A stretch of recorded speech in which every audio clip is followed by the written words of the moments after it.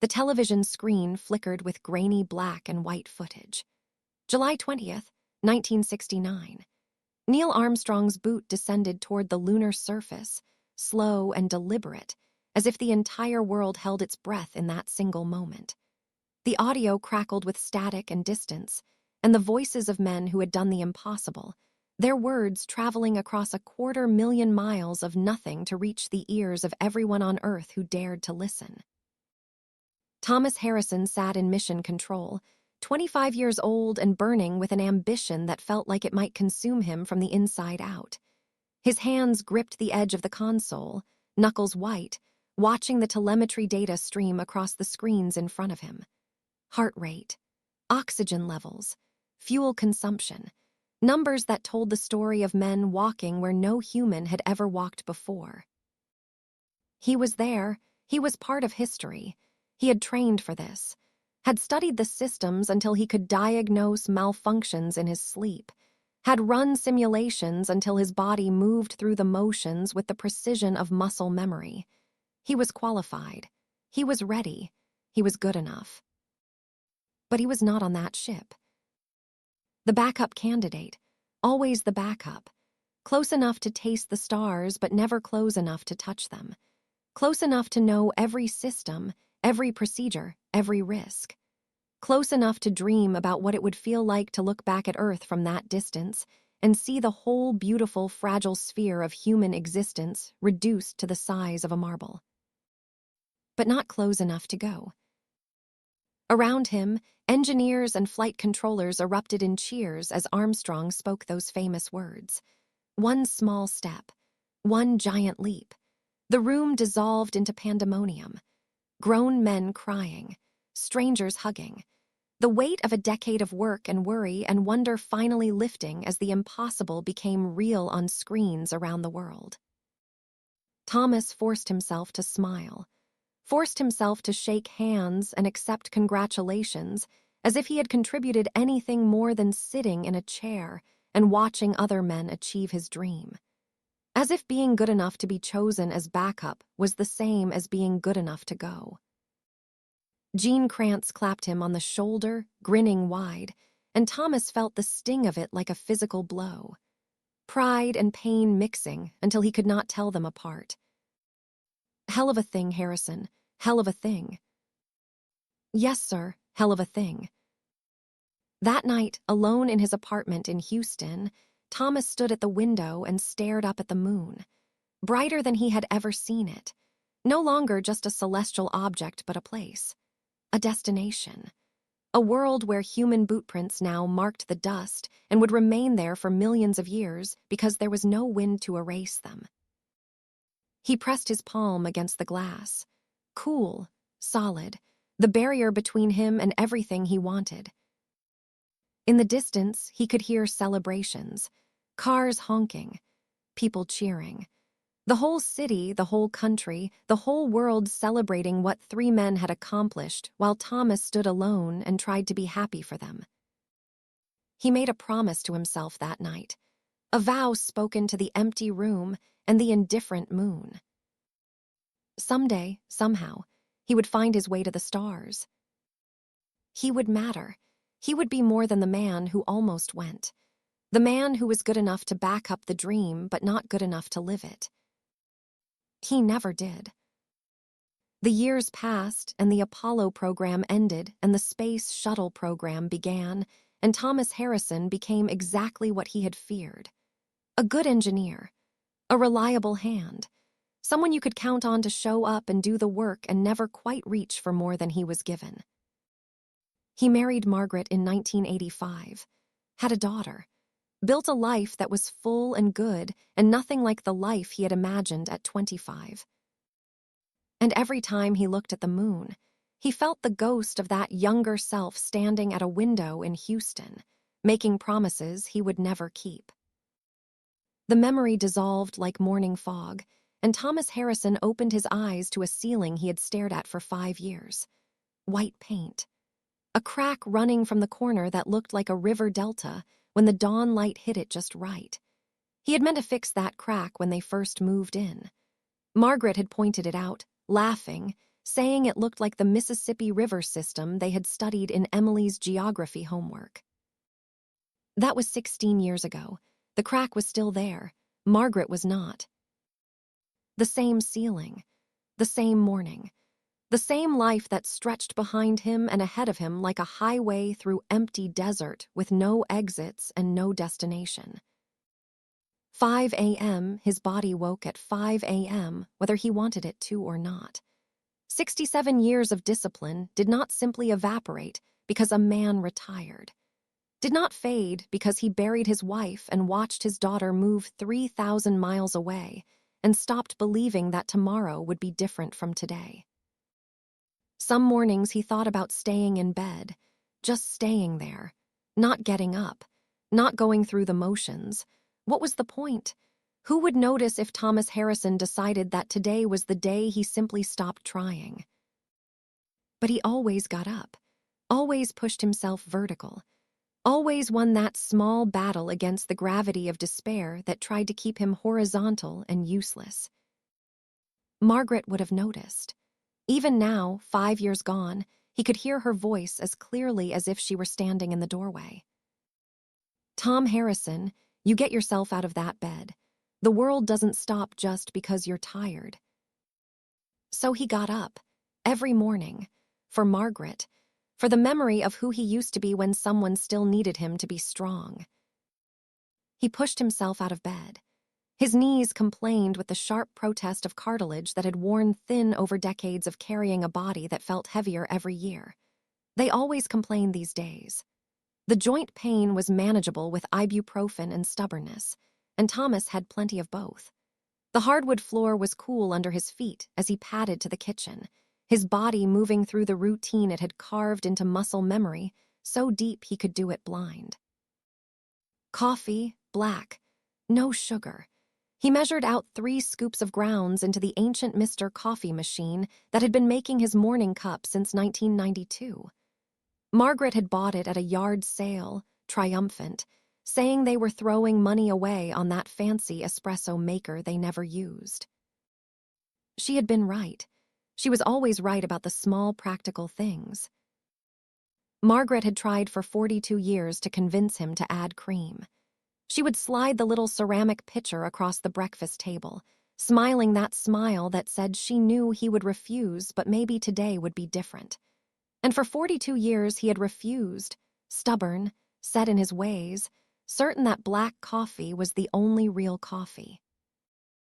Now she was gone and the coffee was still black, and the mornings were still silent, and Thomas would have given anything to have her slide that creamer across the table one more time, so he could refuse it one more time and make her shake her head in that way that meant I love you even though you're impossible. The coffee maker gurgled and hissed. The smell filled the kitchen, dark and bitter and reliable. Some things did not change. Some things you could count on even when everything else fell apart. The ranch house sat on 12 acres outside White Sands, New Mexico. They had bought it in 2001 with their retirement savings and the dream of spending their golden years under big skies where you could see stars that city lights drowned out everywhere else. Far enough from town that Thomas could pretend civilization did not exist. Close enough that he could drive in for groceries when the isolation started to feel less like peace and more like punishment. The land was scrub and sand and ancient sage that smelled like ceremony when the wind was right. The kind of emptiness that either healed you or hollowed you out. Thomas was not sure which one it was doing to him. Some days it felt like both at the same time. He carried his coffee to the porch and watched the sun rise over the desert. The sky bled from black to deep purple to pink to gold, the colors shifting and changing like something alive. This was his favorite hour, before the heat, before the day demanded anything from him, before he had to decide whether surviving another 24 hours counted as living or just as continuing to breathe. The photos on the living room wall told the story of a life measured in smiles and milestones. Young Thomas in his NASA jumpsuit, 1968, grinning like he owned the world, or at least believed he would someday. the confidence of youth that had not yet learned the difference between potential and reality. Thomas and Margaret on their wedding day, 1985, both of them so impossibly young it hurt to look at now. He had been 41. She had been 36. Late bloomers, both of them. Margaret in a simple white dress she had sewn herself because she said the expensive ones were just paying for a designer's name. Him in a rented tuxedo that fit poorly but he had thought made him look distinguished. They had been happy. God, they had been happy. Emily as a baby. Red-faced and screaming in the hospital, her tiny fists balled up like she was ready to fight the world. Emily at 5, missing her 2 front teeth, holding up a drawing she had made of their family. 3 stick figures under a yellow circle sun. Emily graduating high school, 2006, her mortarboard sitting crooked, her smile wide and full of possibility. Emily at her own wedding, beautiful in white, barely glancing at the camera because she was looking at her husband with the kind of love that Thomas and Margaret had found, and now Thomas had lost. And Margaret, God, Margaret. Margaret at 50, her dark hair just starting to show gray, laugh lines around her eyes from 3 decades of finding joy in ordinary moments. Margaret at 60, still beautiful, still vibrant, still the woman who could make him laugh even when the world felt heavy. Margaret at 62, thin and pale in the recliner they had bought so she could sleep sitting up when the tumors in her lungs made lying flat impossible. Her smile brave, her eyes tired. Holding on to dignity, while her body betrayed her 1 cell at a time. The last photo, taken 3 weeks before she died. Thomas had not wanted to take it, had not wanted to remember her like that, but she had insisted. I want Emily to remember that even at the end I was still me, still here, still fighting.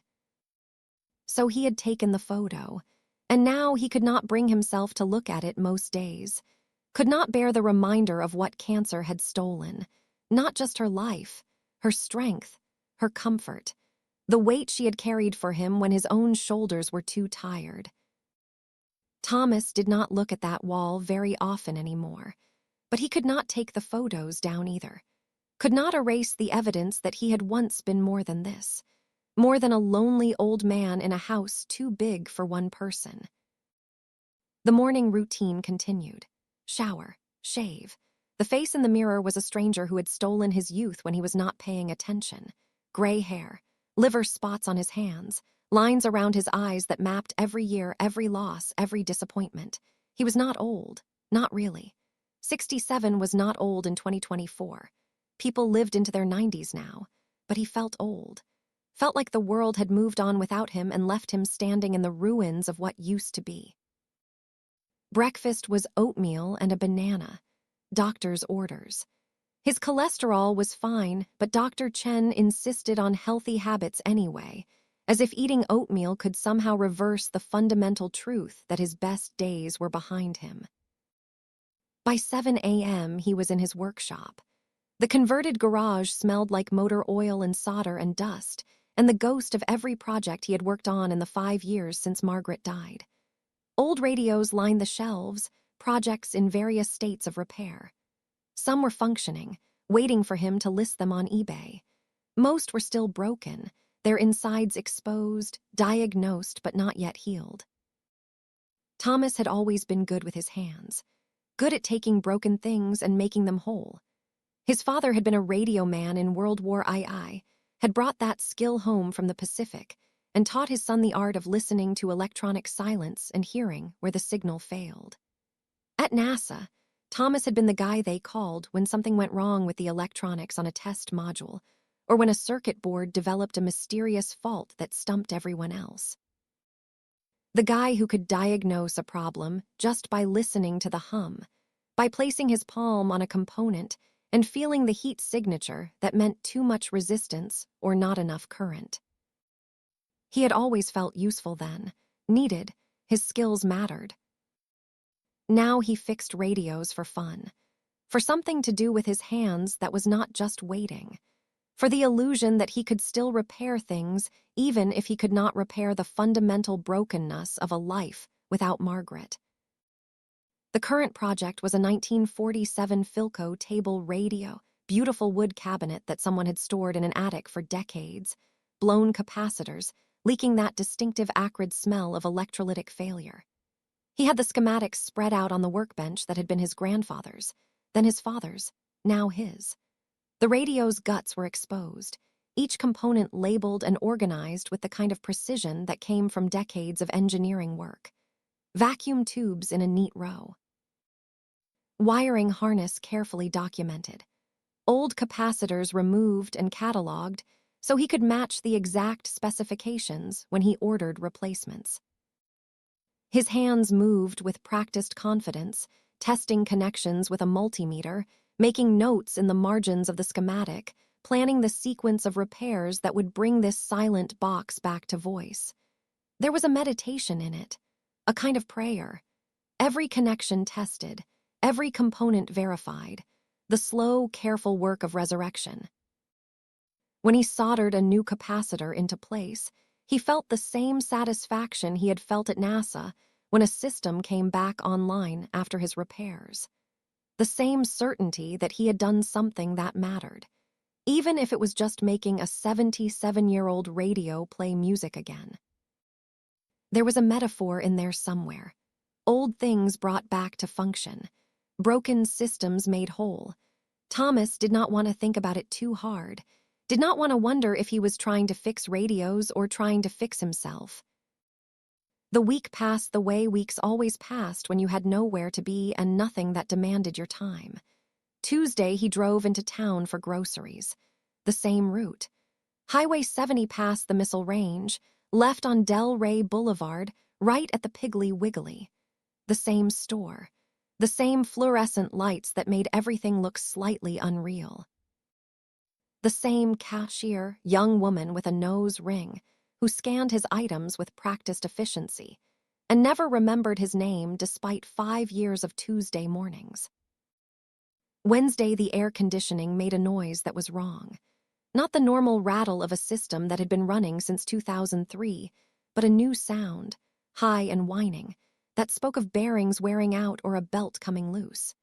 He spent 3 hours in the crawl space with a flashlight and his toolkit, diagnosing a loose fan belt that he tightened with the kind of methodical care he applied to everything. Fix it right or do not fix it at all. Thursday, he called Emily. He had been thinking about it all week, putting it off, finding excuses. She was busy. She would call him when she had time. He should not be needy. Should not be the aging father who demanded attention from a daughter who had her own life 3,000 miles away. But Margaret had always called Emily every Thursday. Rain or shine, busy or not. She had maintained that connection with the fierce determination of a woman who understood that relationships required work and attention and could not be left to chance. So Thomas called, for Margaret, to honor the tradition she had kept alive. The phone rang 6 times before she answered, long enough that he almost hung up, almost convinced himself that this was a sign he should try again later. "Hi, Dad." Her voice sounded distracted. Background noise, voices, the ambient sound of an office where important work happened and important people made important decisions. She was probably at work, always at work. Emily had inherited his drive, his refusal to quit, his need to prove herself worthy of the opportunities given to her. But she had also inherited something he never had. She had actually achieved what she set out to do. Partner at a major law firm in Boston at 45. The youngest partner they had ever named. Important cases, important clients, important life. Thomas was proud of her. God, he was proud. But he also felt the distance. The gap between his small desert existence and her big city success that felt wider than 3,000 miles. "Just checking in," Thomas said, trying to keep his voice light, trying not to sound like an old man who had no one else to call. "Wanted to hear your voice." "I'm okay, Dad, busy. We've got a big case going to trial next month and I'm drowning in depositions. 16-hour days. It's insane." "You need to take care of yourself. Don't let them work you to death.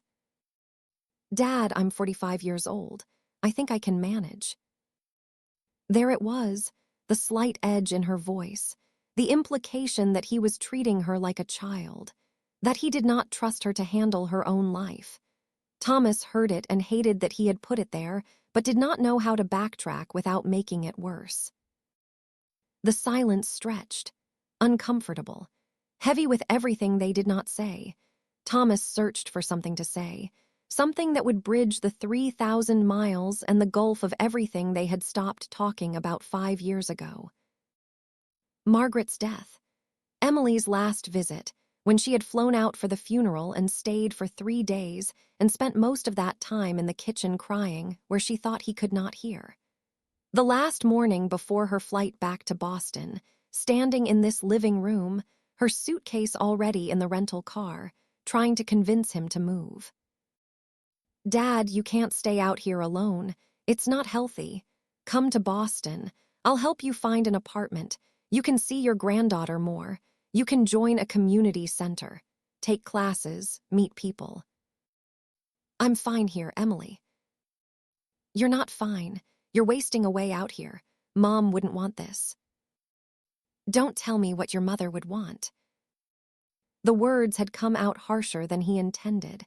Emily had flinched like he had struck her, and Thomas had seen in her eyes the moment she gave up, the moment she decided that she could not save him if he would not save himself.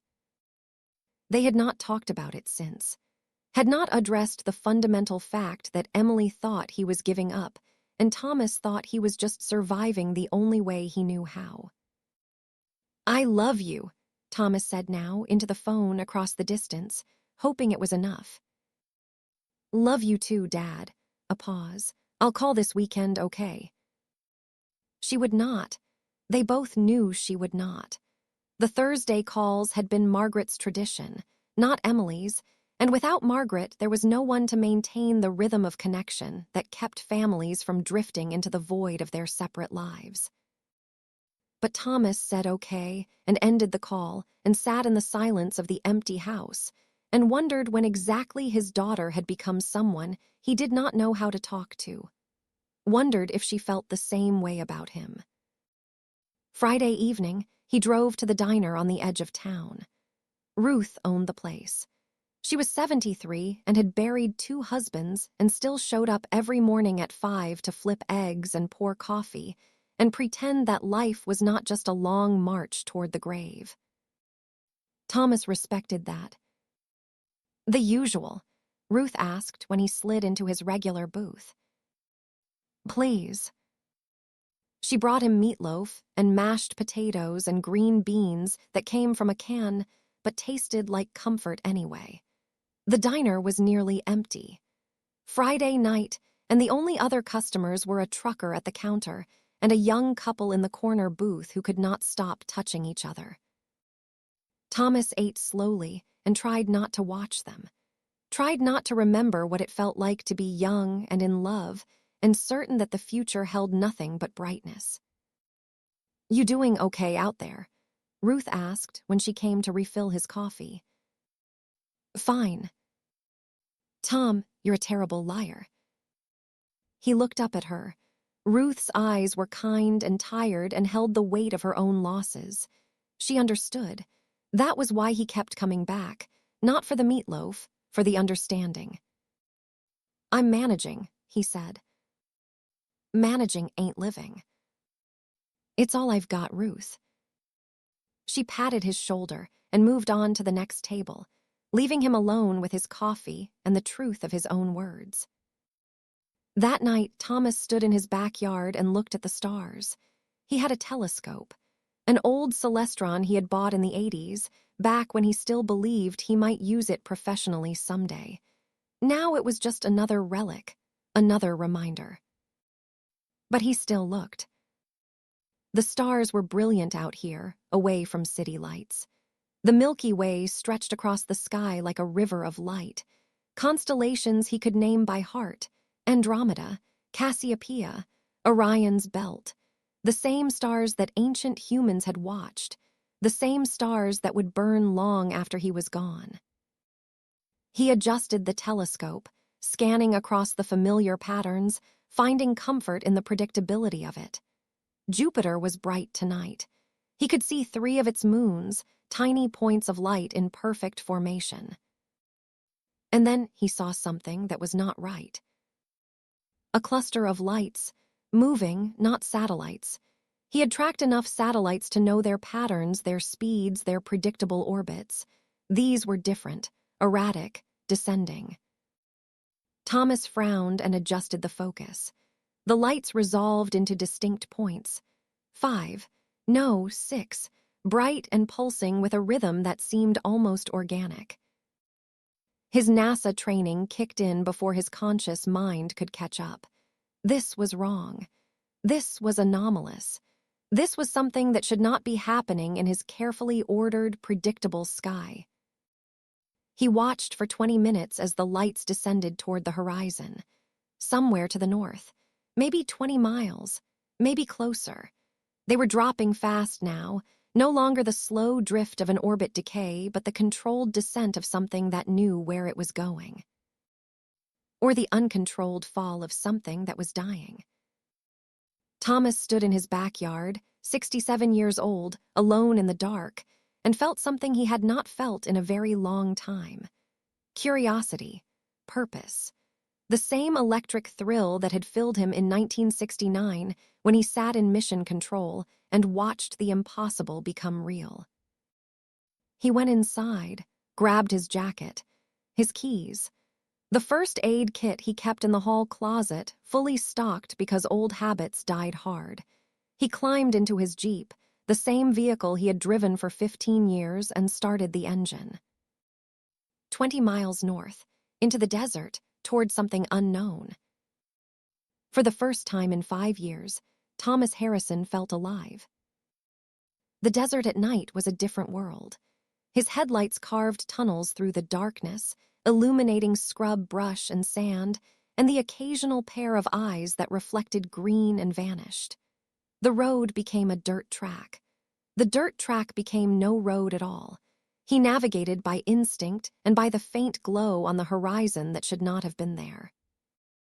The glow grew brighter, closer.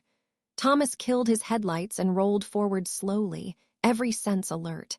Whatever had fallen, it was just over the next rise. He could see the light painting the sky, pulsing with that same organic rhythm he had seen through the telescope. Not fire, not explosion, something else. He stopped the Jeep at the crest of the ridge and stepped out into the night. The desert wind was cool and carried the smell of ozone and something sweet he could not identify. Below him, in a shallow crater, something gleamed. It was not a meteor. The object was perhaps 20 feet long, shaped like a teardrop or a seed, its surface smooth and silver and alive with patterns of light that flowed across it like water. Beautiful, alien, undeniably artificial. Thomas descended into the crater, his boots sliding in the loose sand, his heart hammering against his ribs. Every rational part of his brain screamed that he should turn around. Call the authorities. Let someone else handle this. But he had spent 50 years letting other people handle things. Letting other people fly to the moon. Letting other people live while he watched. Not tonight. The pod had split open. A seam ran along its length, the metal peeled back like flower petals. Inside, darkness, and something that moved. Thomas approached slowly, hands raised, the universal gesture of peace. Or surrender. He was not sure which. Hello. His voice sounded small in the vastness of the desert night. The movement inside the pod stopped, then resumed, slower, more deliberate. A figure emerged from the shadows. She was humanoid. That was the first thing his mind registered. 2 arms, 2 legs, a head, but the similarities ended there. Her skin held the quality of starlight, a soft silver white that seemed to generate its own illumination. Her hair fell past her shoulders, the color of moonlight on water, and her eyes. Her eyes were like looking into the heart of a nebula swirling colors that should not exist in nature. She was also very clearly injured. Dark liquid that glowed faintly seeped from wounds along her side and shoulder. Crystalline fragments embedded in the flesh. Her breathing was labored. When she tried to move, she gasped and nearly fell. Thomas acted without thinking. He closed the distance between them, his hands moving to support her to keep her from collapsing. She was lighter than he expected. Warm. Real. "Easy," he said. "I've got you." Her eyes focused on his face. Intelligence there, awareness, fear, and something else, recognition. She spoke. The words were liquid and musical and meant nothing to his ears. But her hand rose, trembling, to point at her wounds, then at his hands.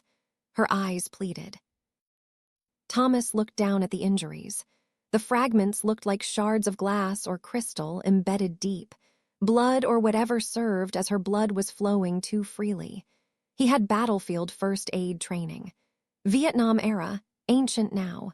But the principles were the same across species, he hoped. Stop the bleeding. Stabilize, get help. He reached for the first aid kit he had dropped nearby. Gauze, bandages, useless against alien physiology he did not understand. The woman's hand caught his wrist, surprisingly strong. She guided his hand, placed his palm directly over the worst of the wounds. The one on her abdomen where something had torn through and left destruction in its wake. Her eyes met his, desperate, hopeful. "Please." The word was English, heavily accented, but English, and in that single word Thomas heard everything. The pain, the fear, the fading hope that maybe, somehow, she could be saved. He pressed his palm against her wound. The skin was cool, too cool. He could feel the wrongness in her flesh, the cellular collapse, the systems shutting down. "I don't know how to help you," he whispered. "I'm sorry, I don't know." The woman's other hand rose to cover his. She closed her eyes, spoke again in that musical language, a prayer maybe, or a goodbye. Thomas felt useless, helpless. All his training, all his knowledge, and he could not save this dying stranger who had fallen from the stars into his empty desert life. And then something changed. It started as warmth, not in his hand, in his chest, deep in his core, something that had been dormant for so long he had forgotten it existed. It uncurled like a sleeping animal waking. It spread down his arms, into his hands, into his fingertips. The warmth became heat, not painful, comforting, like standing in sunlight after years in shadow. His palm began to glow. Soft amber light, gentle as dawn, spreading from his skin into hers. The light rippled outward in waves, illuminating the wound, seeping into the torn flesh. Thomas stared. His hand, his ordinary, age-spotted, arthritic hand, was glowing like it held a piece of the sun. The woman's eyes opened, wide, shocked. She whispered something that sounded like reverence. The wound beneath his palm began to close, not quickly, not with the dramatic flash of science fiction. Slowly, gently, cells knitting back together. The crystalline fragments working their way out of the flesh and falling away. The dark, luminous blood stopping its flow. Thomas could feel it. Feel the broken pieces finding each other. Feel the life force that had been draining away now returning, strengthening, rebuilding. It was like conducting electricity, like being a bridge between what was dying and what needed to live. The heat intensified. His hand grew warmer. His whole body felt lighter, as if gravity had relaxed its hold just slightly. And with the warmth came something else. Visions. Flashes of memory that were not his own. Ancient humans gathered around fires, their hands glowing with that same amber light, touching the sick, healing wounds that should have been fatal, being revered, being feared. Cave paintings, starships, beings that looked like this woman descending from the sky, teaching, learning, creating bonds that would echo through millennia. A lineage, a purpose, a gift buried so deep in human DNA that it had slept for 50,000 years, waiting for the right moment, the right person, the right need. The wound sealed completely. A faint scar remained, silver against her starlight skin. The woman's breathing steadied, deepened. The color returned to her face, or what passed for color in a being made of illumination. Thomas lifted his hand. The glow faded. The warmth receded back into his chest, that sleeping thing settling once more into dormancy, but no longer quite as deeply asleep. He stumbled backward. His legs would not quite hold him. He sat down hard in the sand, breathing like he had run a marathon, staring at his hand as if it belonged to someone else. The woman sat up, slowly, testing her body, flexing her fingers, touching the scar on her abdomen with wonder. Then she looked at Thomas. Really looked at him. She moved, fluid and graceful despite everything she had just endured, and knelt in front of him. Her hand reached out, hesitated, then gently touched his weathered cheek. "You are real," she said. Her English was clearer now, stronger. "The autumn healers, you are real." Thomas tried to find words, failed. His mind was still catching up to what his body had just done, what his hands had accomplished. He had healed her, actually healed her. Not with medicine, not with technology, with something inside himself that he had never known existed. "I'm just," he started, then stopped. What was he? An engineer, a retired astronaut candidate, a widower, a lonely old man who fixed radios in the desert. "You are a mender," the woman said. Her voice held the weight of certainty, of knowledge that spanned more years than he could imagine. "Your species. I came searching for legends. I found hope." She helped him to his feet, stronger than she looked, stronger than any human. He swayed and she steadied him, her hands gentle despite their strength. "My name is Lyra," she said. "Lyra Solen, I am of the Stellari, and I am dying." "You look pretty alive to me."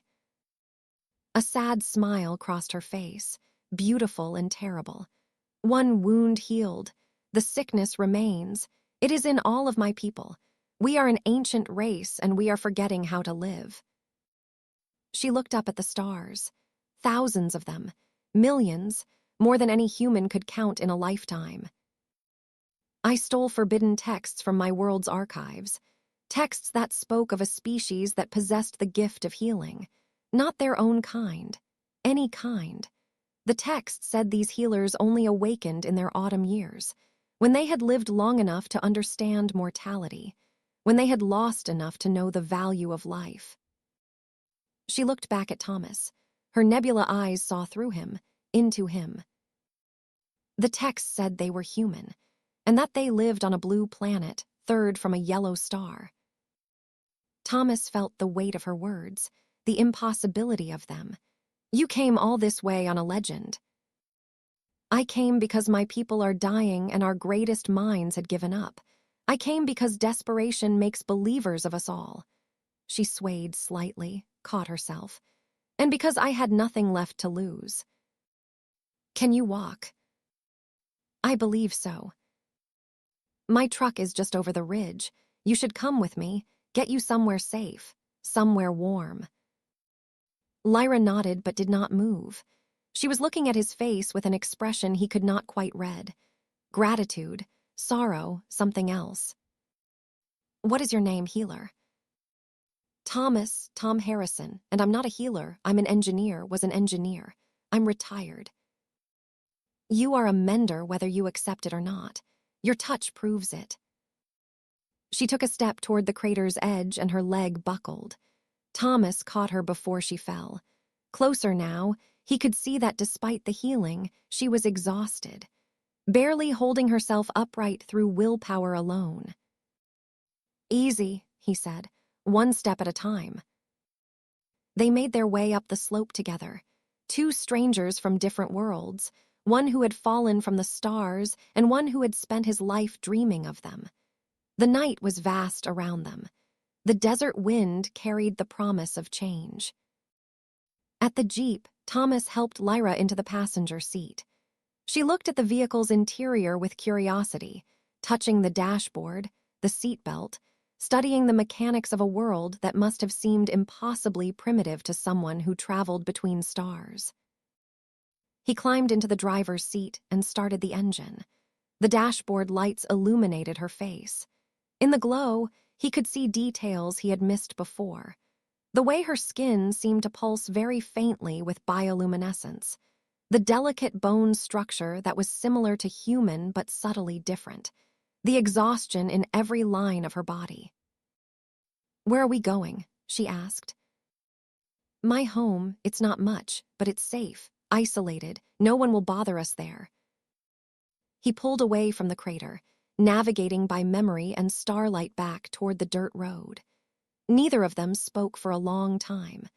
Thomas's mind was racing, trying to process everything that had happened in the last hour, trying to make sense of a universe that had suddenly become infinitely stranger and more wondrous. "You mentioned a sickness," he finally said, "in your people." Lyra was quiet for a moment. When she spoke, her voice was heavy with grief. "We are called Stellari, starborn. We have existed for over 1 million of your years. We have built empires, explored galaxies, achieved what your species would call immortality.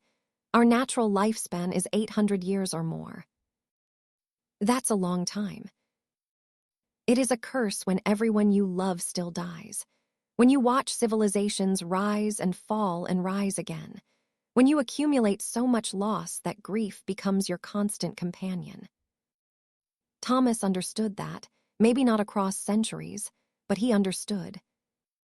"The plague began 200 years ago," Lyra continued. "Our cells began to forget how to repair, how to regenerate, how to sustain life. We age now, die young, 300 years, 200. Some do not make it past 50. She looked down at her hands. "I am 164 years old. I am dying. We are all dying." "Your scientists must have tried to find a cure." "For 2 centuries, they have tried everything. Gene therapy, cellular manipulation, technologies you would not have words for. Nothing works. The sickness is not a disease. It is our cells forgetting their purpose, forgetting the fundamental instructions that keep us alive." The ranch house appeared in the distance, dark except for the porch light Thomas always left on, a beacon in the emptiness. He had never been so grateful to see it. "The ancient texts I stole," Lyra said quietly. "They spoke of beings who could teach cells to remember, who could touch the dying and remind them how to live. They called them menders, and they said the menders were human." Thomas pulled the Jeep to a stop in front of the house, killed the engine, sat in the sudden silence. "Why autumn years?" he asked. "Why only when we're old?" Lyra turned to look at him. Her eyes held sadness and wisdom that made him feel young despite his 67 years. "Because the young do not understand death. They cannot teach life to those who have forgotten it. Only those who have walked close to the edge. Only those who have lost and grieved and continued anyway. Only they have learned what life truly means." She reached out and took his weathered hand in hers. Her skin was warm now, alive, glowing softly. "You have lost much, Thomas Harrison. I can see it in your eyes, feel it in your touch. That loss has made you capable of giving the greatest gift, the gift of remembered life." They sat in the darkness, 2 beings from different worlds, both intimately acquainted with grief, both searching for something they thought was lost forever. "Come inside," Thomas said finally. "You need rest, and I need to understand what the hell just happened to me." He helped her from the Jeep. She moved more easily now, the healing holding, her strength returning. But she was still weak, still vulnerable, still a stranger who had crashed into his life and turned everything he thought he knew upside down. The house was exactly as he had left it, empty, quiet, The photos on the wall watching as he led an alien woman through his living room. Margaret's face in the frames seemed to ask what he thought he was doing. He had no answer. Thomas settled Lyra on the couch, brought her water that she sipped cautiously, made tea that she held but did not drink. The normalcy of these actions felt absurd, surreal. Yesterday he had been alone. Today he was hosting a dying alien princess who claimed he had the power to heal through touch. "Tell me about the autumn healers," he said, sitting in the chair across from her. "Everything you know." Lyra set down the tea, folded her hands in her lap, began to speak. 50,000 years ago, my people came to Earth, not as conquerors, as refugees. There was a war, not ours, but we were caught in its path. A few ships made it to your world. They found early humans, stone tools, fire, the beginning of civilization. She paused, gathering her thoughts or perhaps her strength. The Stellari who survived were scholars, scientists. They did not seek to rule your people. They sought to learn from them. And in learning, they discovered something remarkable. Humans possessed a latent genetic trait, something unique in all the galaxy, the ability to project cellular regeneration across species barriers. That's impossible. You healed me. Is that impossible? Thomas had no answer to that. The trait was dormant, Lyra continued. It only activated under specific conditions: age, experience, proximity to death. The Stellari scientists theorized it was an evolutionary adaptation, a way for elder humans to contribute to the tribe even when their bodies weakened, to heal the young, to preserve knowledge and life. So they did what? Turned it on. They enhanced it, carefully, over generations, breeding programs that were gentle, consensual, teaching the early humans which families carried the strongest gift. The ones we helped became shamans, healers, holy men. Your myths and legends are full of them. She gestured to his bookshelf, where a worn copy of Bullfinch's mythology sat gathering dust. And then they left, she said. The war ended. The survivors returned to Stellari space, but they left behind a gift. Humans with the potential to heal not just themselves, but any being they touched. The potential that would only awaken when they had lived long enough, lost enough, learned enough. The autumn healers. Yes, the text said that in your autumn years, when the leaves begin to fall and winter approaches, that is when you bloom most brightly. That is when your true purpose reveals itself. Thomas looked down at his hands. Old hands, scarred from a lifetime of work, marked by age spots and arthritis and all the small indignities of a body wearing out. These hands had held his wife as she died, had pushed his daughter on swings, had rebuilt engines and repaired circuits and done 1,000 ordinary things. And tonight, they had glowed with amber light and healed a wound that should have been fatal. I spent my whole life wanting to go to the stars, he said quietly. I was selected for the astronaut program, backup candidate, never got to fly, never got my moment, and now you're telling me I was waiting for this. Perhaps, or perhaps your moment has simply been waiting for you to be ready. Lyra stood, moved to the window, looked out at the desert night. Her silhouette was outlined in faint silver light, otherworldly and beautiful. I should not have come, she said. I have brought danger to your doorstep. My people will come looking. And there are others who do not wish for us to be cured, who profit from our dying. You're hurt. You're exhausted. You're not going anywhere tonight. Thomas Harrison, she turned to face him, you are kind, but kindness will not protect you from what follows me. Before he could respond, light flooded through the windows. Harsh, white, the sound of rotor blades cutting the air. Thomas moved to the window and saw them, 3 helicopters descending. Black, unmarked, military precision. What the hell? Lyra's expression was resignation, not surprise. She had known this would happen. They tracked my pod, your government. They will have many questions. The helicopters landed in his yard, kicking up sand and sage. Men in tactical gear emerged, weapons ready, moving with the efficiency of people who did this professionally. Thomas felt a spike of anger. This was his home, his land, his choice who he brought here. But underneath the anger was something else. The old NASA training, the protocols, first contact scenarios they had discussed in briefings that felt like ancient history. If this was real, if Lyra was real, then of course the government would respond. Of course they would come with guns and questions and the weight of national security.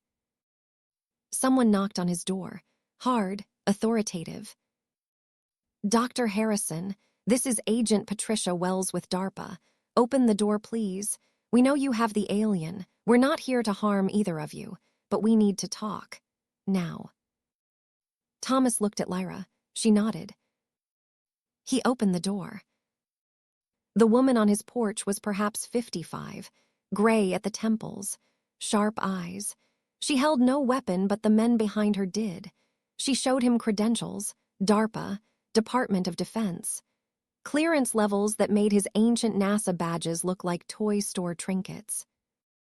"Dr. Harrison, I apologize for the dramatic entrance, but we've been tracking an unidentified object that entered our atmosphere 37 minutes ago.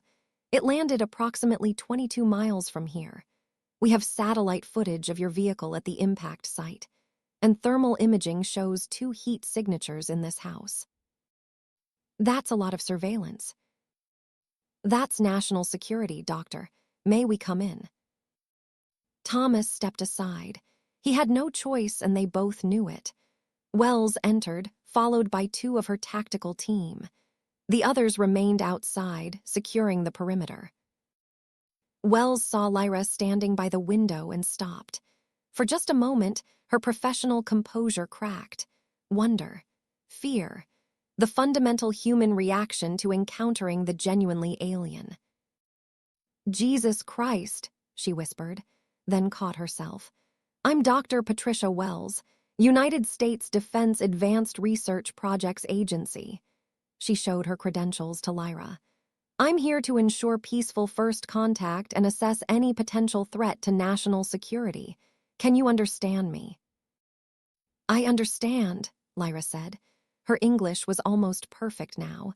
Maybe she was adapting, or maybe the universal translator was working better. "I am Lyra Solen of the Stellari Confederation. I mean no harm to your world. I came seeking aid." "Aid for what?" "My people are dying. The text spoke of humans who could heal. I came to find them." She looked at Thomas. "I found one." Wells followed her gaze, studied Thomas with new intensity.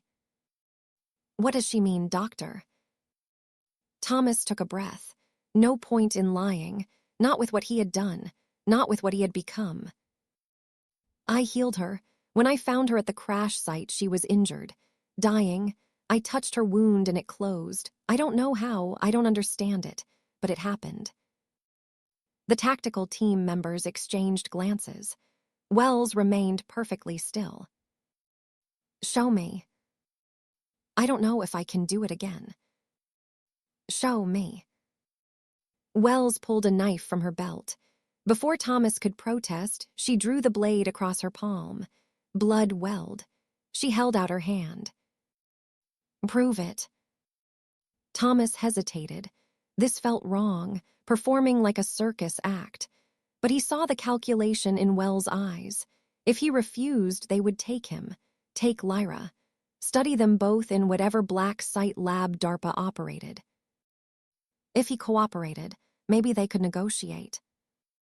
He took Wells' hand in his, placed his palm over her bleeding cut, felt for that warmth in his chest, the sleeping thing that was no longer quite asleep. It came easier this time. The amber glow, the heat spreading down his arm, the sensation of cells recognizing cells, of flesh remembering how to knit itself whole. Wells' cut closed, sealed. left nothing but a faint pink line that would fade to nothing in hours. She pulled her hand back, stared at it, looked at Thomas. Holy Mother of God. It's real, Thomas said. I don't know why, I don't know how, but it's real. Wells made a decision. He could see it happen behind her eyes. Whatever protocol she had come here to follow had just been revised. Dr. Harrison, Ms. Solen, I need you both to come with me. Voluntary cooperation. Full protection. We have facilities that can help us understand this.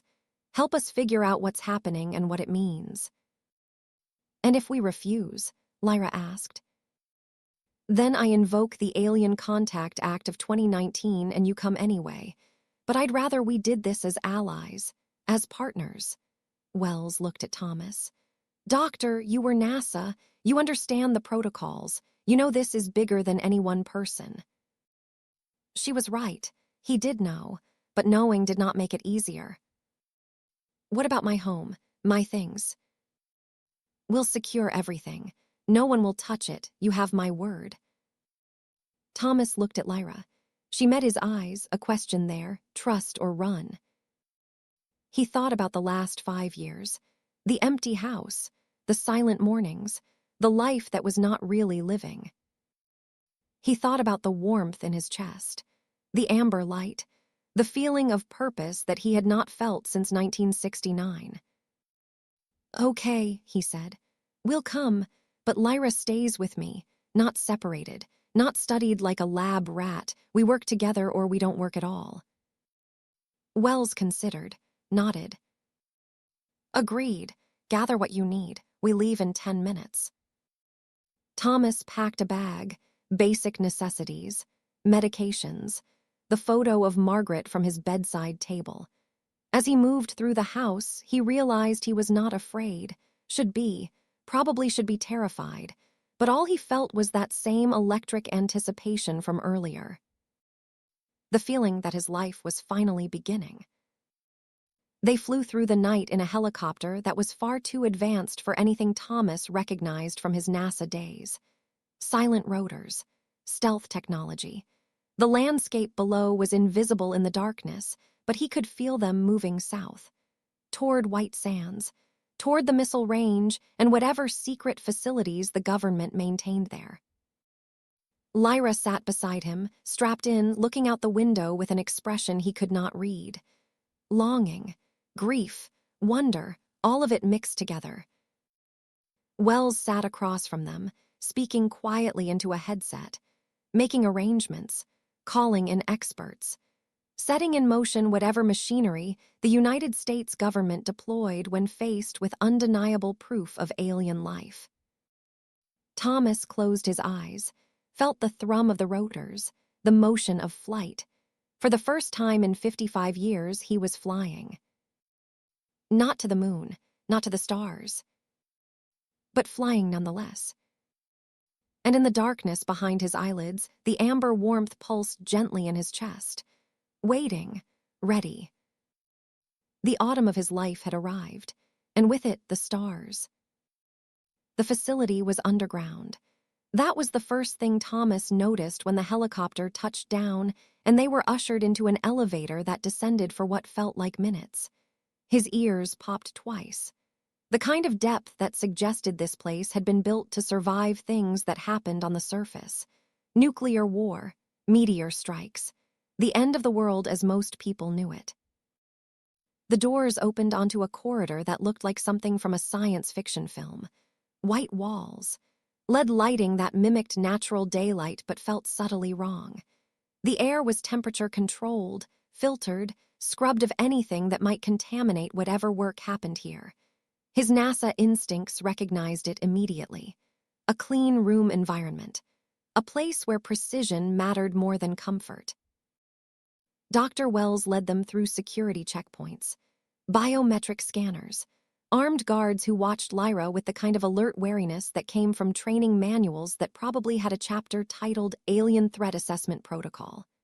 Thomas stayed close to her, protective in a way that surprised him. He had known this woman for less than 12 hours, but she had come to Earth desperate and dying, and he had saved her life with hands that glowed amber. That created a bond that transcended the normal pace of human connection. They were taken to separate rooms. Thomas protested, but Wells was firm. "Dr. Harrison, we need to establish baseline medical data for both of you. Separately. It's standard first contact protocol. No one is going to hurt her. You have my word." "Your word doesn't mean much if I can't see her." Wells met his eyes. Something shifted in her expression. Respect, maybe, or recognition that Thomas was not going to be a passive subject in whatever came next. 2 hours, medical workup. Then you can see her. That's the best I can offer right now. Thomas looked at Lyra. She nodded, understanding even if she did not like it. 2 hours, he said, not a minute more. His room was comfortable in the way hotel rooms were comfortable. Functional. Generic. A bed with sheets that smelled like industrial detergent. A desk with a computer that probably monitored everything he did. A bathroom with industrial soap and thin towels that dried you without ever feeling soft. The kind of place designed to house humans without making them feel at home. He sat on the bed and tried to process the last 12 hours of his life.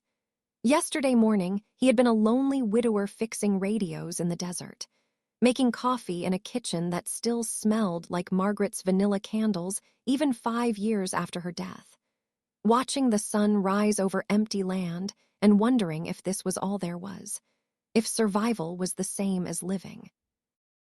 Now he was in a government black site because his hands could heal alien wounds, and apparently that made him valuable enough to warrant this level of attention. Important enough to be studied, needed enough to matter. The absurdity of it should have made him laugh. A 67-year-old man who had never done anything remarkable in his life, suddenly thrust into first contact protocols and alien diplomacy. Thomas Harrison, who had been backup for Apollo, who had fixed circuits and raised a daughter and watched his wife die by inches. Ordinary, forgettable. The kind of man who left no mark on the world except in the memories of the few people who knew him. And yet here he was. Instead of laughing, he felt a strange kind of calm, like he had been waiting for this moment his entire life without knowing it. Like every choice, every disappointment, every loss had been preparation for something he could not have anticipated, but now recognized as inevitable. Margaret used to say that life was not random, that there was a pattern to things even if you could not see it while you were living it, that sometimes you had to get to the end to understand the beginning. Thomas had never believed her, had thought it was the kind of thing people said to make sense of chaos, to impose meaning on a universe that was fundamentally indifferent to human wishes. But sitting in this underground room, his hands still tingling with the memory of amber light, he wondered if maybe she had been right. Maybe his whole life had been pointing toward this, toward a crashed alien pod in the New Mexico desert and a dying woman who needed what only he could give. The medical team arrived at 0700. 3 doctors, 2 nurses, a technician who set up equipment that looked more advanced than anything he had seen during his NASA physicals in the 60s and 70s. Back then, it had been stethoscopes and blood pressure cuffs and doctors who smoked cigarettes while telling you to quit smoking. Simple, analog, human scale. This was different. Scanners that mapped your body down to the molecular level. Blood tests that could sequence your DNA in minutes. Technology that made his old radio repair work look like Stone Age tool use. They were thorough, relentlessly thorough. Blood draw that filled 6 vials, urine sample, stool sample that he found embarrassing at 67 in a way he would not have at 25. Full body scan that required him to lie perfectly still in a machine that hummed and clicked and mapped every cell in his body with radiation doses he hoped were safe. EKG with electrodes stuck to his chest. Stress test on a treadmill that ramped up until his heart was hammering and his lungs burned. Cognitive assessment that felt like the SATs except harder and more humiliating. Bone density scan, lung capacity, reflex tests, eye exam, hearing test. Every system tested, every function measured, every part of him cataloged and analyzed. They treated him with professional courtesy, but he could see the excitement underneath. The barely contained wonder. He was an anomaly. A human who could do something no human should be able to do. Every test they ran was not just about his health. It was about understanding the impossible, about finding the mechanism that let an old man's hands glow with light and heal wounds across species barriers. He was a puzzle, a mystery, a specimen. Dr. Sarah Chen was the lead physician, mid-40s, sharp eyes behind wire-rimmed glasses that kept sliding down her nose. She reminded him of Margaret, not in appearance but in manner. The same quiet competence, the same way of listening that made you feel heard rather than just processed. The same tendency to push her glasses up with one finger while she thought. Margaret had done that, worn reading glasses in her 50s and always pushed them up the exact same way.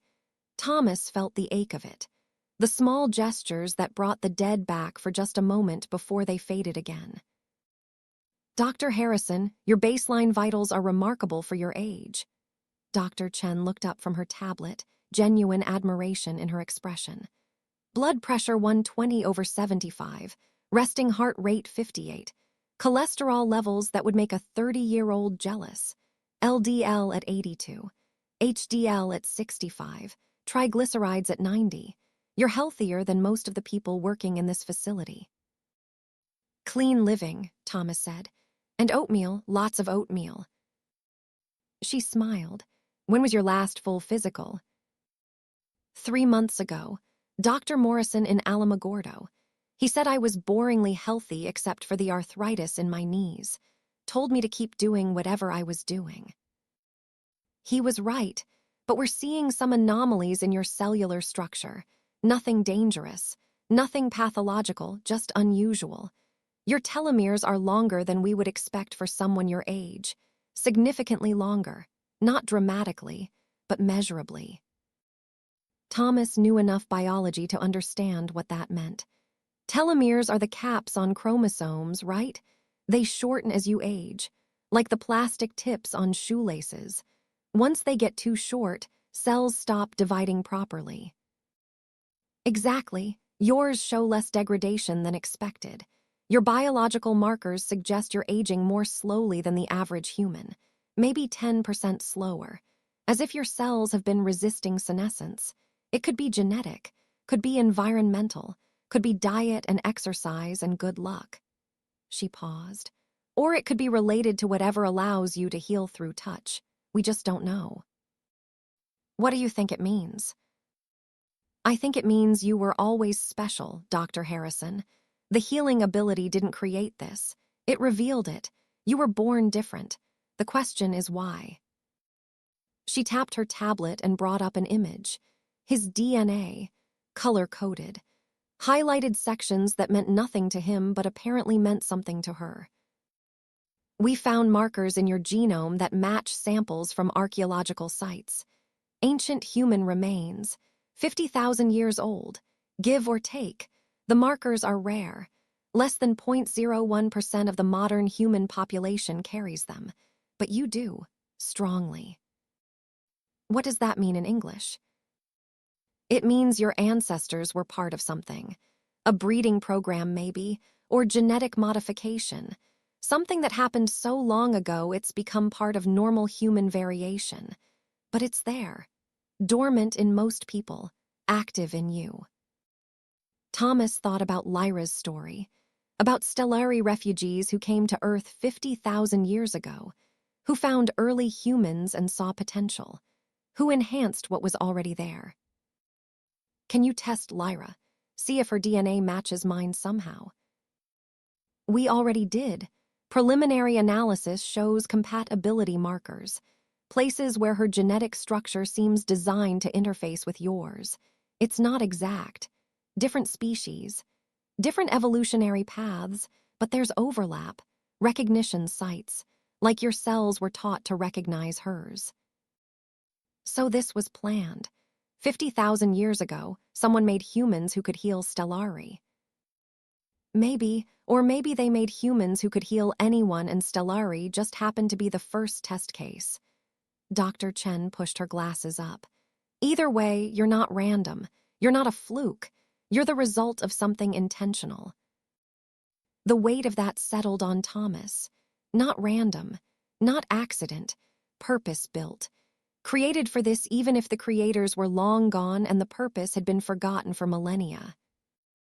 Margaret would have found that comforting. The idea that life had meaning beyond what you made of it. That there were threads connecting you to the past and the future in ways you could not see but could feel if you paid attention. Thomas just felt tired and a little scared. "We'd like to run some additional tests," Dr. Chen said. "More invasive, tissue samples from your bone marrow, spinal tap to analyze cerebrospinal fluid, muscle biopsy, skin grafts. We want to see if the healing ability is concentrated in certain cell types or if it's systemic. Are you willing?"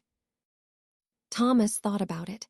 Thought about Margaret lying in a hospital bed while doctors ran test after test trying to understand why her cells had turned traitor. Why her immune system had failed to catch the mutations early. Why the chemotherapy that saved some people killed her. She had hated being a specimen. Hated the way doctors talked about her in third person while standing right there. Discussing her case like she was a puzzle to solve rather than a person who was afraid and in pain and trying desperately to hold onto dignity while her body betrayed her. He had promised her then that he would never let himself be reduced to data, never let himself become just a case study, never forget that he was a person first and a patient second. But this was different. This was not about understanding death. This was about understanding life, about finding a way to help people, to save Lyra's species, to maybe do something that mattered. "What's the purpose?" he asked. "Understanding how I heal or understanding how to replicate it?" Dr. Chen respected the question enough to answer honestly. She sat down, met his eyes, treated him like an equal rather than a subject. "Both. If we can understand the mechanism, we might be able to help others, cure diseases, repair injuries that are currently permanent, give burn victims their skin back, give paralyzed people their mobility. The applications are endless." She paused. "But I won't lie to you. The military applications interest some people. The ability to heal soldiers in the field, keep them combat ready, deploy them faster. That's part of why DARPA is involved. Part of why we're in this facility, instead of a university research hospital. And if I say no to the invasive tests, then we work with what we have. Blood samples, surface scans, observation. You're not a prisoner, Dr. Harrison. You're a consultant. That means you get to set boundaries. That means you get to say no." He liked her for that. Liked that she treated him like an adult who could make informed decisions rather than a resource to be exploited. Liked that she reminded him of Margaret in the ways that mattered. "Let me think about it. Let me talk to Lyra. Then I'll give you an answer." "Fair enough, take your time." She stood to leave, paused at the door. "Dr. Harrison, for what it's worth, I think what you did was extraordinary, healing her. Most people would have run, called the authorities and let someone else handle it. You didn't. You helped. That says something about who you are. Or it says I'm a lonely old man who is desperate for something to matter. Maybe both can be true." She left. Thomas sat alone in his government issue room and thought about invasive tests and military applications, and the difference between helping people and being used.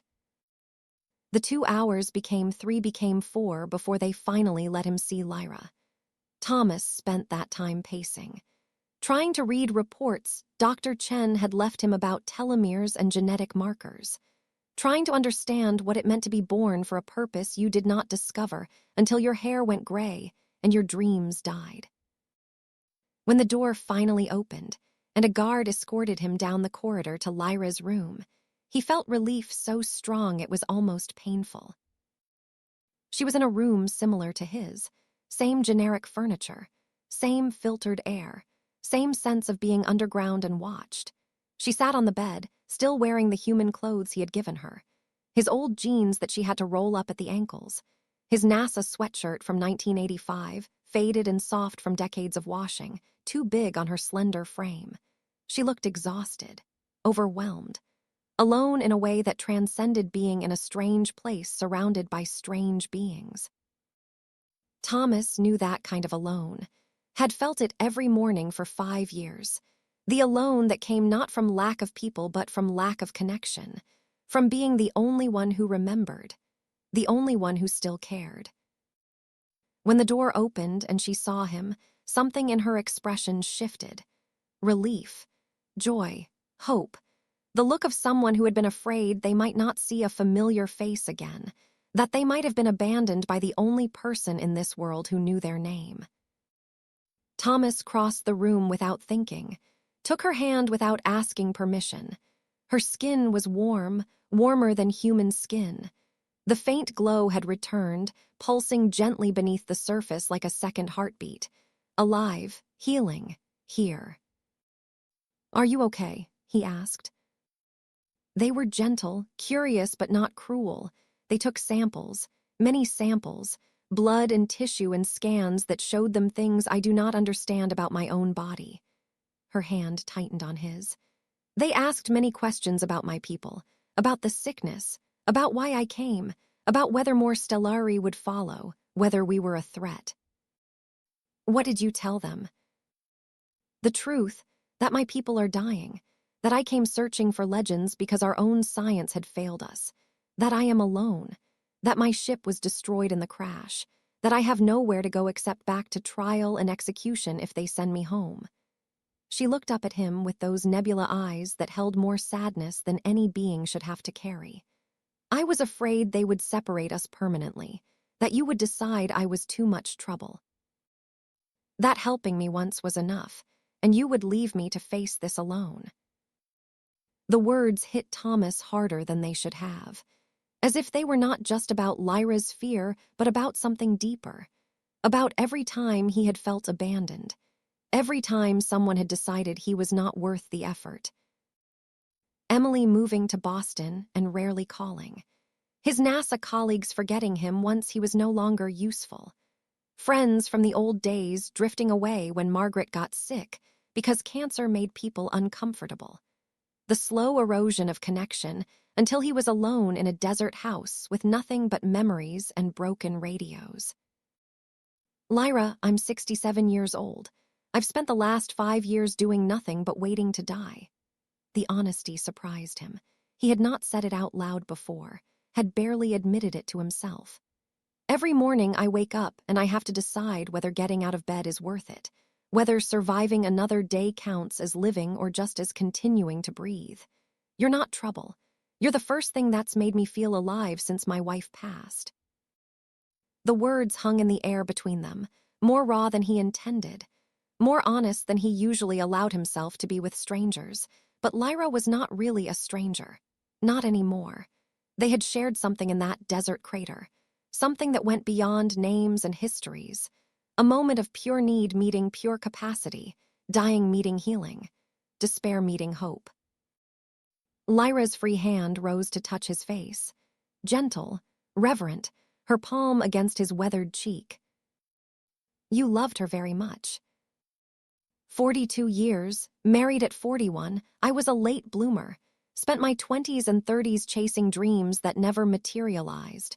The space program ended. Opportunities dried up. I ended up doing contract work for NASA, engineering support, important work but not the work I had imagined, not the stars. "But you found love." "I did. Margaret. She was a teacher, elementary school, 3rd grade. She had this way of making everything feel possible, like failure was just a step on the way to success, like being ordinary was not the same as being worthless." Thomas felt his throat tighten. "She got sick, lung cancer, Never smoked a day in her life, but the cells just decided to turn traitor anyway. 2 years from diagnosis to death. I watched her fade by inches. Watched the strongest person I ever knew become weak and small and afraid. You could not save her. No, I couldn't save her. And I think that's what broke me. Not just losing her, but being helpless. Having all this knowledge, all this training, all these years of fixing broken things, and I could not fix the one thing that mattered. Could not make her cells remember how to be healthy. Could not heal her the way I healed you. Lyra was quiet for a long moment, her hand still on his face, her eyes studying him with the kind of attention that saw past the surface into the grief underneath. That is a long time for your species, a lifetime, 42 years, and yet you choose to help me, a stranger, an alien, someone who brought danger to your doorstep. Why? Thomas had been asking himself the same question. Why risk everything for someone he did not know? Why care about alien plagues and interspecies politics when his own life was small and fading and almost over? Because you needed help and I could give it. Because I spent my whole life dreaming of the stars and you brought them to my doorstep. Because maybe this is what I was always supposed to do. Maybe Margaret was right and there is a pattern to things even if we can't see it. He paused. And because when I touched you, when that light came from my hands, it felt right. It felt like coming home after being lost for a very long time. Lyra leaned forward, pressed her forehead to his, the stellary gesture, recognition of soul, honoring the person beneath the flesh. You are extraordinary, Thomas Harrison. Your species does not know how lucky they are to have you. I'm just a retired engineer who fixes radios. No, you are a mender, and that makes you one of the most important beings in this galaxy, whether you accept it or not. They sat like that for a while, foreheads touching, two beings from different worlds who had found something in each other. Not romance, not yet, something simpler and more profound. Recognition, the comfort of being seen by someone who understood what it meant to lose everything and still choose to hope. The moment was interrupted by Dr. Wells entering with two men Thomas did not recognize. Military bearing, high-rank insignia, the kind of officers who made decisions that affected thousands of lives and lost sleep over none of them, or pretended not to. Dr. Harrison, Ms. Solen, I apologize for the interruption, but something's happened that changes everything. Wells activated a wall screen. Satellite footage appeared. A ship in orbit, not like anything human, sleek, organic-looking, massive. It dwarfed the International Space Station that shared its orbital path. This appeared 6 hours ago. No warning, no communication, just suddenly there.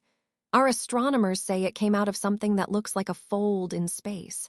Technology we can't begin to understand. Lyra stood, walked to the screen, touched the image with trembling fingers. Stellari diplomatic vessel, the infinite horizon, that is Ambassador Thuron's ship. You know it. I know him, he is old, ancient even by our standards, 600 years. He serves on the High Council. If he has come personally, it is not for negotiation. It is for judgment. As if on cue, the screen changed. A transmission, audio and video. The face that appeared was Stellari but older than Lyra. Sharper features. Eyes that held centuries of experience and the weight of authority that came from outliving everyone who might question you. People of Earth, I am Ambassador Thuron of the Stellari Confederation. I come in peace but also in pursuit of justice. You harbor one of our citizens, Lyra Solen, daughter of the royal bloodline, scholar of the archives. She stands accused of theft of sacred texts and unauthorized departure from Stellari space. We request her immediate return to face trial. Wells paused the transmission, looked at Lyra. Is this true? You're a fugitive? Lyra's face was pale, or as pale as someone made of starlight could be. I stole the archives. Yes, they contained references to the autumn healers, to humans who could heal. The High Council forbade any search, said the legends were false, that pursuing them would waste resources we needed for other cures. Her voice grew stronger. I could not accept that. My people are dying. I watched my beloved die a century ago because our cells forgot how to heal themselves. I have watched friends, family, children waste away, and the council does nothing but argue and wait. So you stole classified documents and ran. I took knowledge that belonged to all of us and used it to find hope. If that is a crime, I am guilty, but I will not apologize for trying to save my people. One of the military officers spoke, Colonel Sanders. The name tag said. Thomas almost laughed at the absurdity. What happens if we refuse to hand her over? Wells played the rest of the transmission. Ambassador Thuron's face grew colder. If Lyra Solen is not returned within 72 of your hours, we will consider Earth to be harboring a criminal. This will affect your petition for membership in the Galactic Coalition. It will affect trade negotiations. It will affect whether your species is seen as trustworthy or as primitives who cannot respect the laws of civilized worlds. The screen went dark. Colonel Sanders swore quietly. The other officer, General Morrison, looked at Thomas. Can you replicate what you did? The healing? I don't know, maybe. I've only done it twice.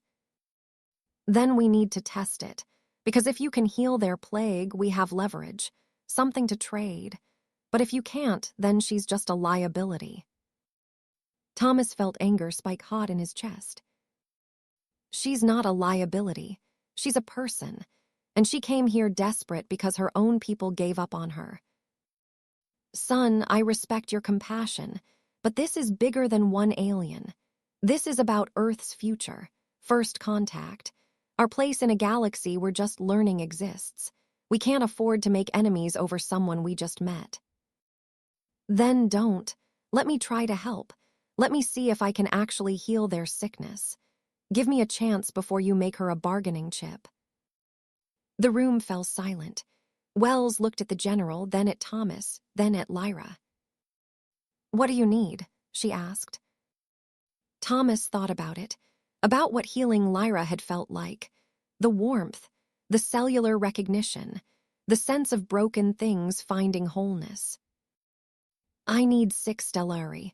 I need to try healing the actual plague, not just a wound. If it works, we have something to offer. If it doesn't, then at least we tried. Wells nodded slowly. I'll contact Ambassador Thuron, propose a demonstration. If he agrees to let us try, maybe we can negotiate something better than just handing Lyra over for execution. Lyra's hand found Thomas's again, squeezed hard. They will not trust you. The Council believes humans are beneath them, primitives playing with technologies they do not understand. Then we'll have to prove them wrong. The message went out. Thomas waited in his room, unable to sleep, watching the ceiling and thinking about Margaret, about what she would say if she could see him now, probably something practical, something about not getting in over his head, about remembering that he was just one man and the fate of alien species was not his responsibility. But Margaret had also been the one who pushed him to try, to take risks, to believe that one person could make a difference even when the odds were impossible. He missed her voice, missed her wisdom, missed having someone who knew him well enough to tell him when he was being brave and when he was being stupid. The answer came 18 hours later. Ambassador Thuron agreed, but with conditions.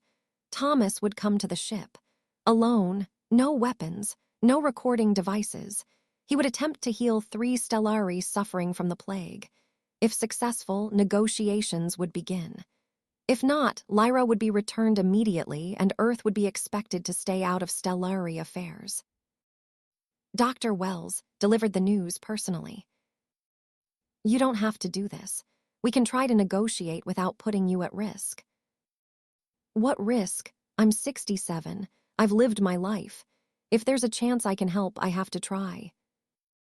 Tom, we don't know what will happen to you. We don't understand the mechanism of your healing. It could drain you, could kill you. We just don't know. Then I guess we'll find out. Lyra was brought to his room. They had 1 hour before the shuttle would take him to the Stellari ship. 1 hour to say everything or nothing. To prepare for possibilities neither of them wanted to name. She sat beside him on the bed, close enough that he could feel the warmth of her, the gentle pulse of bioluminescence that marked her as other, as impossible, as real. You do not have to do this for me, she said quietly. I'm not doing it just for you. I'm doing it because it's right, because people are dying and I might be able to help.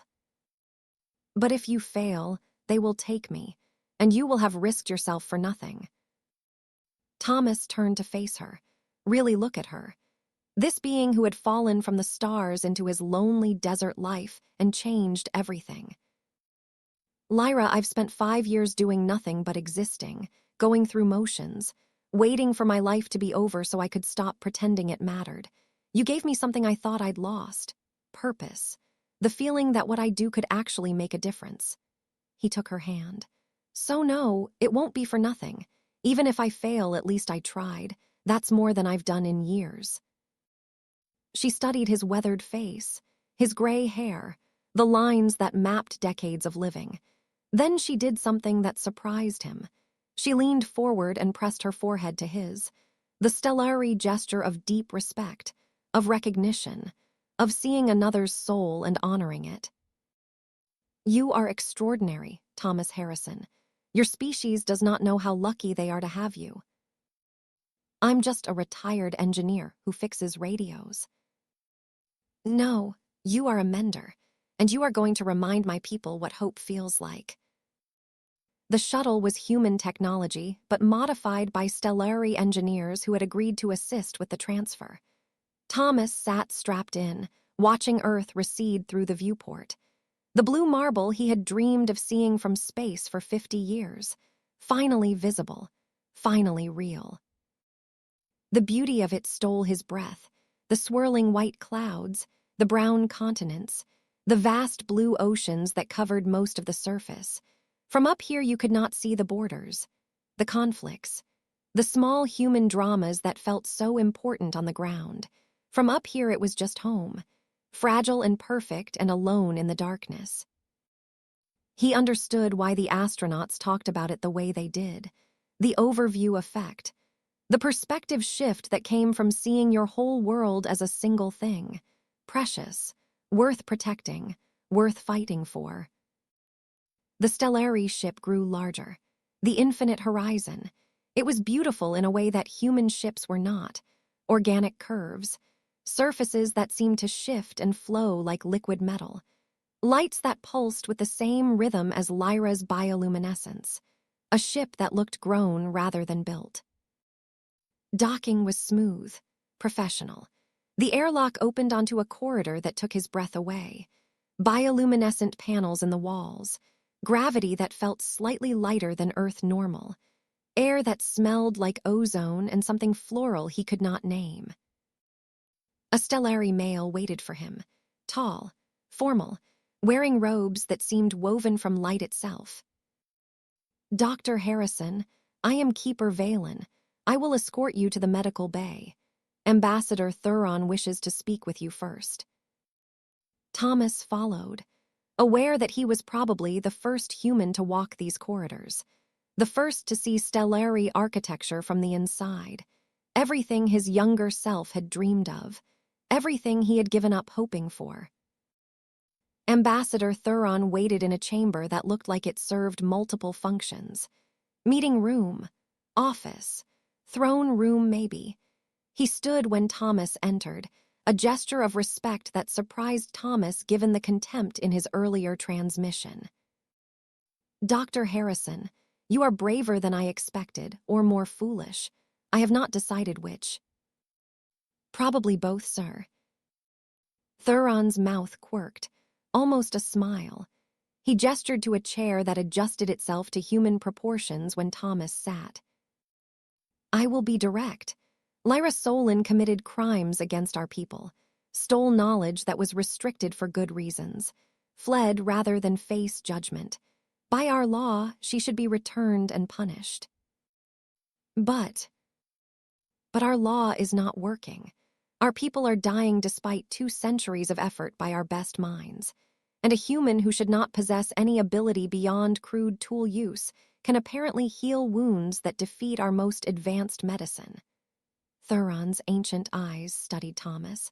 That interests me more than justice for one rebellious scholar. What do you want from me? Proof. Show me that you can heal the plague that is killing us. If you can, we will negotiate. Lyra's crimes may be forgiven in exchange for access to your gift.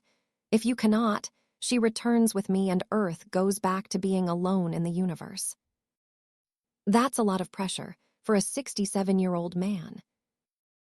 You accepted it when you came aboard. Fair point.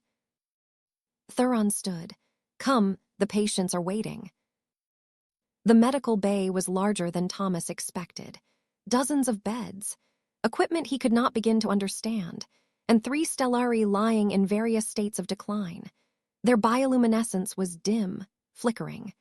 Their skin showed the telltale crystallization that Lyra had described, organs slowly turning to stone, cells forgetting their function. Dr. Vera was the lead physician. Female, ancient. Her face was sharp with intelligence and skepticism. So you are the human who claims to heal. You look very ordinary. I am ordinary. Whatever this is, it's not because I'm special. It's just something my body can do. We shall see. She led him to the first patient. Male, perhaps 300 years old. Crystallization had spread across his chest and abdomen. His breathing was labored. This is Scholar Rennick. The plague has progressed to stage 4. Without intervention, he has perhaps 10 of your days remaining. Thomas looked down at the dying stellari, thought about how to approach this. The wound healing had been instinctive, reactive. This required intention, focus, deciding to heal rather than just responding to injury. He placed his hands on Rennick's chest, closed his eyes, felt for that warmth in his core, that sleeping thing that had awakened in the desert when Lyra needed him. Nothing happened. He tried harder, concentrated, willed the amber glow to come, still nothing. I told you, Dr. Vera said. Human superstition. Give me a minute. Thomas took a breath, stopped trying to force it, stopped willing it to happen. Instead, he just felt Rennick's pain, his fear, the slow shutdown of systems that had worked for 3 centuries, the cells that had forgotten their purpose. And in that feeling he found it, not in his hands, in his heart. The warmth spread, gentle, slow. His palms began to glow with soft amber light. Rennick's eyes opened, wide, shocked. The warmth intensified. Thomas felt it flowing from his center down his arms into his hands into the dying stellari beneath his touch. He felt the cellular confusion, the genetic errors that had cascaded over centuries until the instructions for life became garbled, unreadable, lost. His touch reminded them, not through words or technology but through something deeper, cellular recognition, the memory of what healthy cells felt like, the pattern they should follow. The crystallization began to reverse. Slowly, the stone-like patches softening, returning to normal flesh.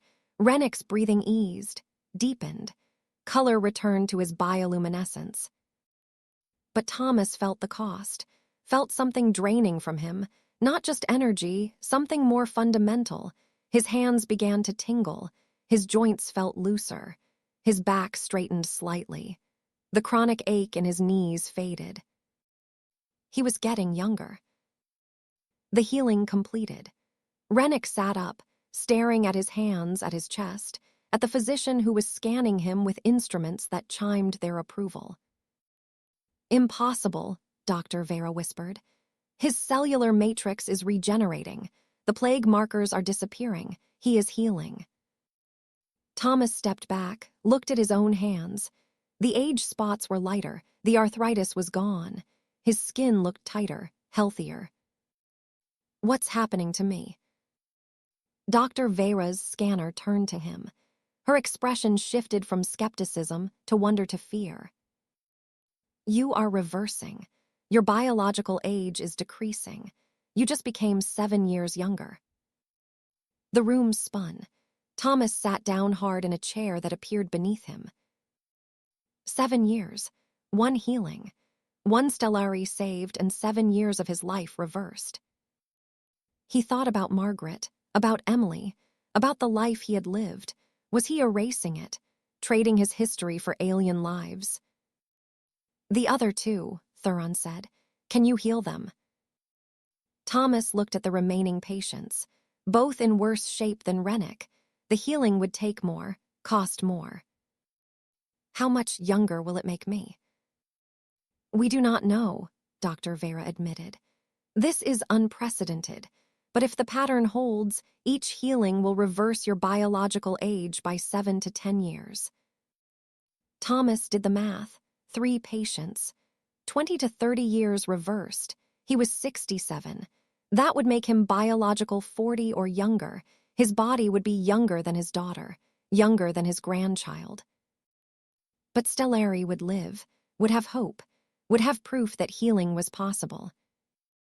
He thought about what Lyra had said, about the autumn healers blooming most brightly when winter approached, about purpose revealing itself in the final season of life.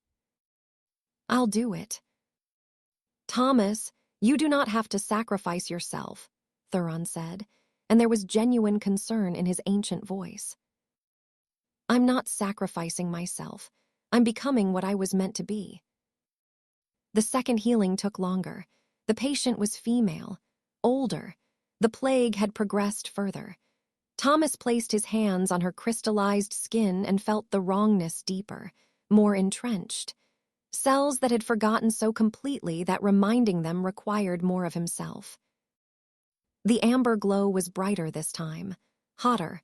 He felt his body shifting, changing, youth returning in a rush that felt like falling upward. His hair darkened, his skin tightened, the weight of years lifting.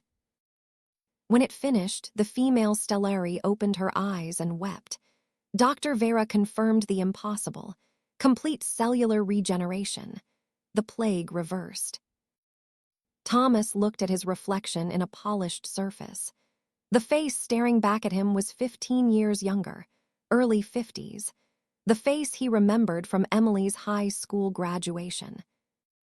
One more, he said.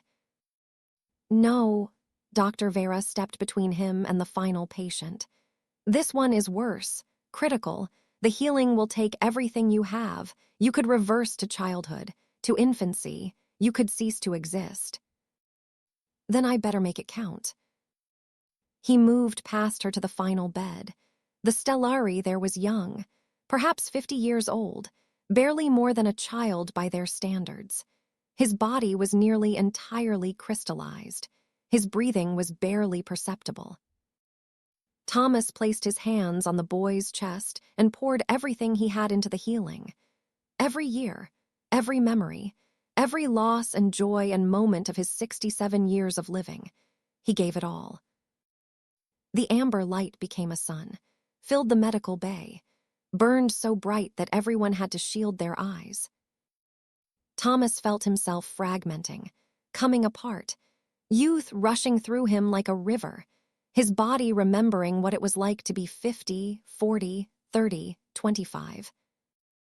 The boy beneath his hands began to glow, crystallization reversing, life returning, cells remembering their ancient purpose. And then it stopped. The light faded. Thomas lifted his hands and looked down at them. Young hands, smooth, strong, no scars, no age spots, no evidence of the decades they had lived. He touched his face, smooth, his hair dark, his body lean and strong and young. Dr. Vera scanned him. Her hands were shaking. Biological age 28. You reversed 39 years. Thomas stood there in the body of his younger self and felt everything. The strength, the vitality, the absence of pain, but also the absence of something else, the weight of experience, the gravitas that came from years lived. He felt young and old at the same time, a mind that had lived 67 years in a body that remembered 28. The young Stellari sat up, looked at his hands, at his healed body, at Thomas who had given him back his life at the cost of decades. "Thank you," the boy whispered in perfect English. "Thank you, Mender." Ambassador Thuron was silent for a long moment. Then he knelt. An ancient being who had lived 6 centuries bowed before a human who looked 28 but felt 1,000. "You have done what we could not. You have given us hope. What do you want in return, Thomas Harrison?" "Lyra's freedom, Earth's place in the coalition, and help. Because if I keep doing this, I need to understand what's happening to me before I disappear entirely." "Agreed. All of it, you have my word." But before Thomas could respond, alarms blared. Dr. Vera's scanner was showing something wrong. "Your cellular age is unstable, fluctuating. You are not stabilizing at 28. Something is wrong." Thomas felt it, a pulling sensation, his mind fragmenting, memories becoming sharper in some places, fading in others. He could remember Margaret, but the memory felt distant, like it belonged to someone else, someone older. "What's happening to me?" "You have reversed too far too fast. Your neurological age is not matching your physical age. You are losing yourself." The world tilted. Thomas reached for something to steady himself, but his hand passed through it, through the furniture, through reality itself. The last thing he heard before darkness took him was Lyra's voice, transmitted from Earth, screaming his name. On Earth, 300 miles below the infinite horizon, Lyra Solen collapsed to her knees in the observation room where she had been watching the transmission. Dr. Wells caught her before she hit the floor. Around them, monitors showed Thomas Harrison's body going into some kind of seizure, his biological age fluctuating wildly. 28, 35, 19, 42, 15. The numbers jumping erratically as if his cells could not decide what age they were supposed to be. "Get him back here," Lyra demanded. Her voice was raw, desperate. "Get him back now." "We're trying," Wells said. "Thuron's medical team is working on him. But Lyra, his cellular structure is unstable. If we move him now, the transition might kill him. And if you do not move him, he will fragment entirely. His neurological pathways cannot sustain this level of flux. His mind will shatter." Dr. Chen was already on the comm with the Stellari ship, speaking rapidly, medical terminology that crossed species barriers. Thomas's vitals were being transmitted in real time, heart rate spiking, brain activity showing patterns that should not be possible, delta waves and gamma waves firing simultaneously, his consciousness caught between states. "Dr. Vera says she can stabilize him, but she needs time," Chen reported. "Maybe an hour, maybe more." "He does not have an hour." Lyra pulled free of Wells' grip, moved to the observation window, pressed her palm against the glass as if she could reach through 300 miles of space and touch him, pull him back. The ancient texts, the warnings about menders, this is what happened to them. This is why they disappeared. "What do you mean?" Wells asked. "The autumn healers, the humans who could heal, they did not just vanish. They fragmented, gave too much, reversed too far. Their cellular age and neurological age became desynchronized, and they ceased to be coherent beings." Lyra's hand trembled against the glass. "Thomas is experiencing what killed all the menders who came before him." "Then how do we save him?" "I do not know. The texts spoke of the danger but not the solution. Only that menders who survived learned to limit themselves, to heal only what they could afford to lose. Thomas gave everything. He always gives everything. Wells made a decision. Can we synthesize his healing factor? If we understand the mechanism, maybe we can help him without him having to do it directly. The process would require his active participation. His cells produce the healing enzyme only when he is actively healing. We cannot extract it from dormant tissue. Then we extract it while he heals, take samples during the process, analyze the active state. Lyra turned, hope and fear warring in her expression. That could work, but it would require him to heal again, to risk further fragmentation. Or it could give us a way to mass-produce the cure without him having to sacrifice himself every time. Lyra, think about it. If we can synthesize his healing factor, we save your people and we save him. We break the cycle. On the screens, Thomas's age finally stabilized. 28, his body had chosen. Dr. Vera's voice came through the speakers. We have achieved temporary stabilization. His cellular age is locked at 28 years biological, but his neurological patterns are still chaotic. He is conscious but confused. He does not remember events from the last 40 years clearly. His sense of self is compromised. Lyra felt her hearts break, both of them. The Stellari had 2 hearts and both were tearing. Thomas had given himself to save 3 Stellari he did not know, had reversed 4 decades, and now he was lost in his own mind. "Bring him home," she whispered. "Please bring him home to Earth." "Agreed," Ambassador Thuron said over the comm. "We are preparing medical transport. Dr. Harrison will be returned to your care, along with my personal physicians and our most advanced medical equipment. We owe him that much. We owe him everything." The transfer took 3 hours. 3 hours during which Lyra did not move from the observation room, did not eat, did not rest, just watched the screens showing Thomas's vital signs, watched the age counter that stayed locked at 28 but might slip at any moment. Dr. Chen sat with her, brought her water that she did not drink, brought her food that she could not eat, finally just sat in silence, bearing witness.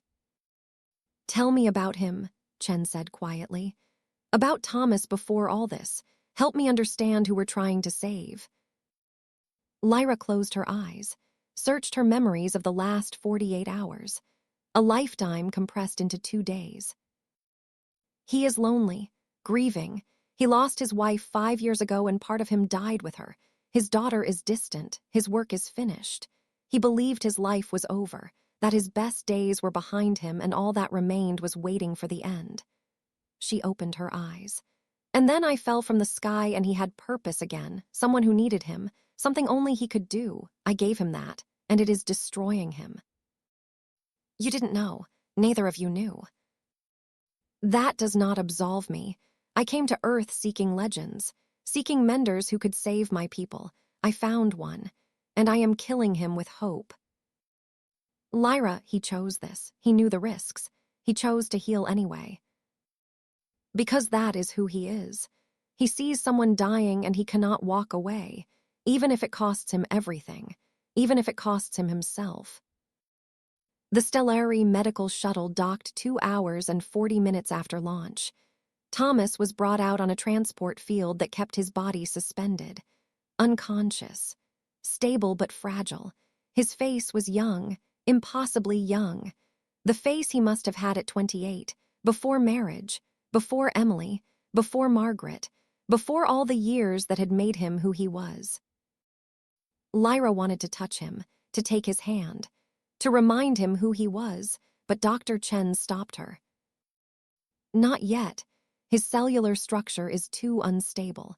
Any contact might trigger another regression." So Lyra walked beside the transport field as they moved Thomas to the medical wing, walked like a mourner following a casket, like someone saying goodbye. They placed him in a medical bay that had been hastily modified for human physiology. Stellari equipment interfaced with human monitors. Dr. Vera worked alongside Dr. Chen. Two species, two medical traditions, united in trying to save one confused human who had given too much. His memories are fragmented, Dr. Vera explained. He remembers his childhood clearly, his 20s, but everything after 30 is confused, blurred. He knows he had a wife but cannot remember her face, knows he has a daughter but cannot recall her name.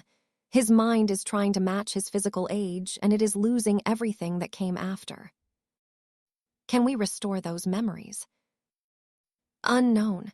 Human neurology is not our specialty. We are doing what we can, but we may be making things worse. Dr. Chen pulled up brain scans, showed the patterns. His hippocampus is essentially rebooting, reorganizing memories to match his apparent age. But human memory doesn't work that way. It's cumulative, layered. You can't just delete 40 years and expect the rest to remain intact. Then we have to stop the deletion, lock his neurological age where it should be. And how do we do that? Lyra had been thinking about it, turning it over in her mind while they worked. The ancient texts, the warnings, the stories of menders who survived and menders who vanished. The text said that menders who survived did so through bonds, through connections to people who anchored them, who reminded them of who they were when they began to forget. You mean emotional bonds? I mean cellular bonds. The healing connection works both ways. When Thomas heals, his cells connect to the patient, recognize them, learn them. But the patient's cells also connect to him, learn his pattern, his cellular signature. Lyra moved closer to the medical bay. I am the first being he healed. My cells remember him. His DNA is written into my cellular matrix. If I can connect with him, remind his cells of who he was, maybe his neurology will follow. Dr. Vera shook her head. That is untested, speculative. You could destabilize him further. Or I could save him. Either way, I must try. He saved me. I will not abandon him now. Wells made the decision. Do it, but carefully. We monitor every second, any sign of destabilization, and we pull you out. They lowered the isolation field.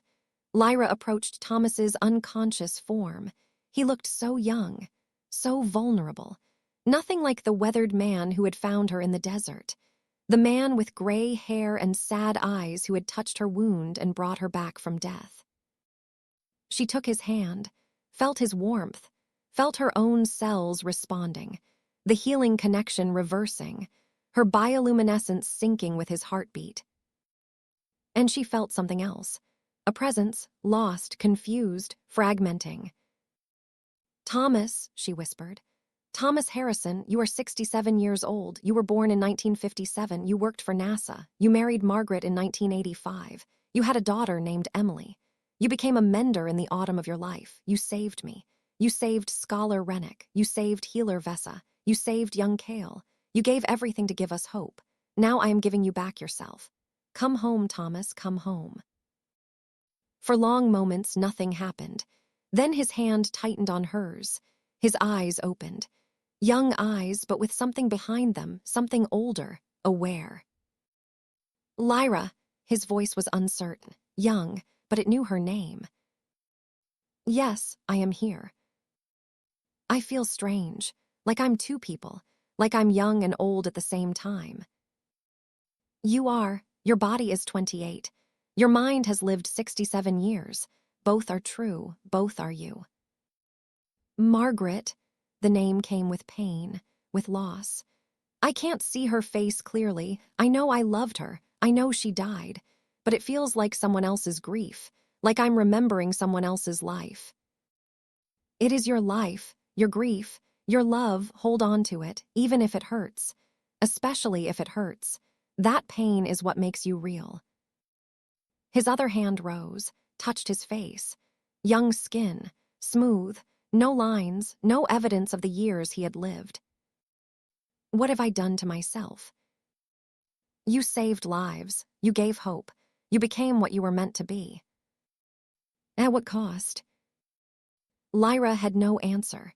could not tell him that the cost might be everything, that he might never fully recover, that Thomas Harrison at 67 might be gone forever, replaced by this confused young man with an old soul. Dr. Chen was reviewing the brain scans. Her expression shifted from concern to cautious optimism. The neurological patterns are stabilizing.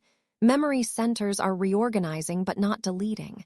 He's integrating both age states, creating a coherent self that holds both. It's working. Over the next 18 hours, Thomas slowly came back to himself. Not the self he had been, not exactly, but a self. Coherent, aware, a man who looked 28 but moved like 67, who spoke with the confidence of experience but flinched at mirrors that showed him a stranger's face. He asked for photos of Margaret, stared at them for hours, trying to burn the images into a brain that wanted to forget anything that happened after the body's apparent age. He called Emily. The conversation was awkward, painful. She did not recognize his voice, thought it was a prank, until he told her things only her father would know. Then she cried, and he cried, and they tried to figure out how to be father and daughter when he looked younger than she did. And through it all, Lyra stayed close. Her presence seemed to anchor him, remind him of who he was, what he had done, why it mattered. On the second day after his return, when he could walk without assistance and speak without confusion, he asked to see the data. Everything they had collected, all the scans and samples and measurements. Dr. Wells brought him the files.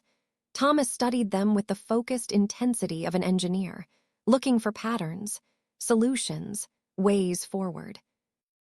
You took samples during the healing. As many as we could.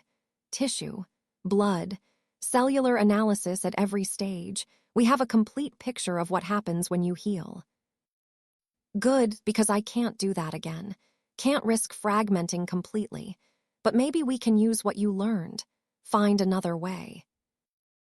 Lyra sat beside him. Dr. Wells proposed synthesizing your healing factor, creating it artificially so you do not have to give yourself every time. Can it be done? Wells nodded. Maybe. The healing enzyme your cells produce is complex but not impossible to replicate. We'd need your active participation. Need you to heal while we extract the active compounds. But if it works, we could produce enough to treat thousands, millions. Thomas looked at his young hands, at the face reflected in the observation window, at what he had become. How much would I have to heal? How much would it cost me? Unknown, but less than full healing. Controlled exposure, monitored regression. We'd stop long before you hit critical. He thought about it.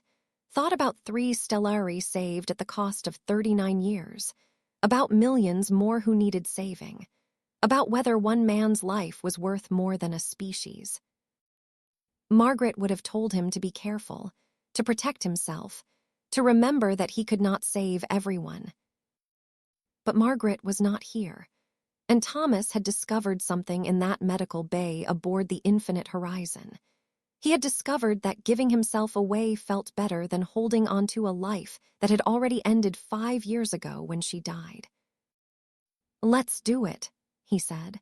Let's find a way to save your people without me having to disappear to do it. Lyra took his hand, squeezed it. Thank you, Thomas Harrison, for everything you have given, everything you continue to give. Just don't let me forget who I am. Don't let me lose myself completely. I need you to anchor me. Can you do that? I can, I will, for as long as you need me. He smiled, young face, old eyes, a man caught between ages but no longer lost between them. Then we'll figure this out, together. Outside the window, the sun was rising over the New Mexico desert. Another day, another chance, another opportunity to become something more than what you were. Thomas Harrison, 28 and 67, looked at the dawn and felt something he had not felt in 5 years. He felt ready. The synthesis chamber looked like something from a fever dream. Half medical bay, half laboratory, all stellari technology that made Thomas feel like he had stepped into a future humanity would not reach for another 1,000 years. The walls pulsed with bioluminescent patterns that Dr. Vera claimed monitored cellular activity. The air smelled of ozone and something floral that reminded him of Lyra. Equipment surrounded the central bed, organic shapes that seemed to breathe in time with his heartbeat. Thomas stood at the threshold, looking at the place where he would spend the next 72 hours, where he would heal continuously while machines extracted the active compounds his body produced, where he would give pieces of himself to science so that science could give those pieces to millions. He was afraid. Not of the pain. He had lived 67 years, had buried a wife, had watched his body age and decay. Pain was an old companion. He was afraid of losing himself again, of fragmenting, of that moment when he woke up and could not remember Margaret's face, when his own daughter's name had slipped away like water through fingers. "We can stop at any time," Dr. Chen said. She stood beside him, clipboard in hand, but her eyes were kind. "If you feel yourself slipping, if the memories start to fade, we pull you out. Immediately. No questions asked. And if the synthesis isn't complete, if we don't get enough, then we have what we have. Thomas, you've already given more than anyone should have to give. 3 stellari alive because of you. Earth and the Galactic Coalition because of you. Lyra free because of you. You don't owe anyone anything more." But he did. He owed Margaret the chance to matter, to make her death mean something by making his life count for something beyond grief. He owed Emily a father who was not just waiting to die. He owed Lyra, who had reminded him what it felt like to be needed. And maybe he owed himself the chance to become something more than Thomas Harrison, backup astronaut, retired engineer, lonely widower. The chance to be a mender, to live up to a purpose 50,000 years in the making. "Let's begin." They helped him onto the bed. It adjusted to his body, supporting him perfectly, more comfortable than any furniture he had ever known. Lyra was there. She had not left his side for more than an hour since he stabilized. She took his hand, her touch warm, her bioluminescence syncing with his heartbeat. "I will be here," she said. "Every moment. When you forget who you are, I will remind you. When you lose yourself, I will anchor you. You saved me. Now let me save you." Thomas squeezed her hand. "Don't let me become someone else. Don't let me lose Margaret completely. Even if it hurts to remember her, I need that pain. It's proof she was real." "I promise." Dr. Vera approached with a stellari medical device that looked like a living thing. Tendrils of silver that would attach to his skin and monitor every cellular change. Extract samples. Measure the healing factor in real time. "The procedure is simple in theory. You will heal continuously. We will present you with tissue samples from plague-affected stellari. Your body will respond as it did before. We will harvest the healing compounds as they are produced. The process will cause gradual age regression. We will monitor closely and stop before critical thresholds." "How young will I get?" "Unknown. Each person's tolerance is different. We will watch for the warning signs: memory fragmentation, cognitive dissonance, identity dissolution. At the first indication, we stop." "And if you stop before we have enough?" Dr. Vera's expression was unreadable. Ancient eyes that had seen too much to lie comfortingly. "Then we will have less than we need, but you will still be yourself. That is the bargain we make, your selfhood for our survival. I am not certain it is a fair trade." Thomas thought about Margaret's last days, how she had fought to stay herself even when the morphine wanted to take her away, how she had clung to consciousness, to awareness, to the ability to recognize him and Emily, how important it had been to her to die as herself. He understood now. understood in a way he had not when he was watching from the outside. Identity was not a luxury. It was everything. Lose yourself and what remained was just meat. Just a body without the person who gave it meaning. Fair or not, it's the trade I'm making. Let's hope it's enough. They attached the tendrils. He felt them connect to his skin, painless but present, like being held by something alive. Dr. Chen brought the first tissue sample, plague-affected stellary cells in a petri dish, dead or dying, crystallizing. Just touch it, she said. Like you did before, let your body do what it knows how to do. Thomas placed his palm over the dish, closed his eyes, felt for that warmth in his chest, that sleeping thing that was no longer sleeping but humming constantly now. Aware, ready. The warmth spread down his arm, into his hand, into his palm. The amber glow began, soft at first, then brighter. He felt the connection form, his cells recognizing the stellary cells, understanding what they had forgotten, teaching them to remember. The plague cells in the dish began to heal, crystallization reversing, life returning, and Thomas felt the cost, felt his body shift subtly, felt time moving backward through his cells. The machines hummed, extracting, analyzing, storing.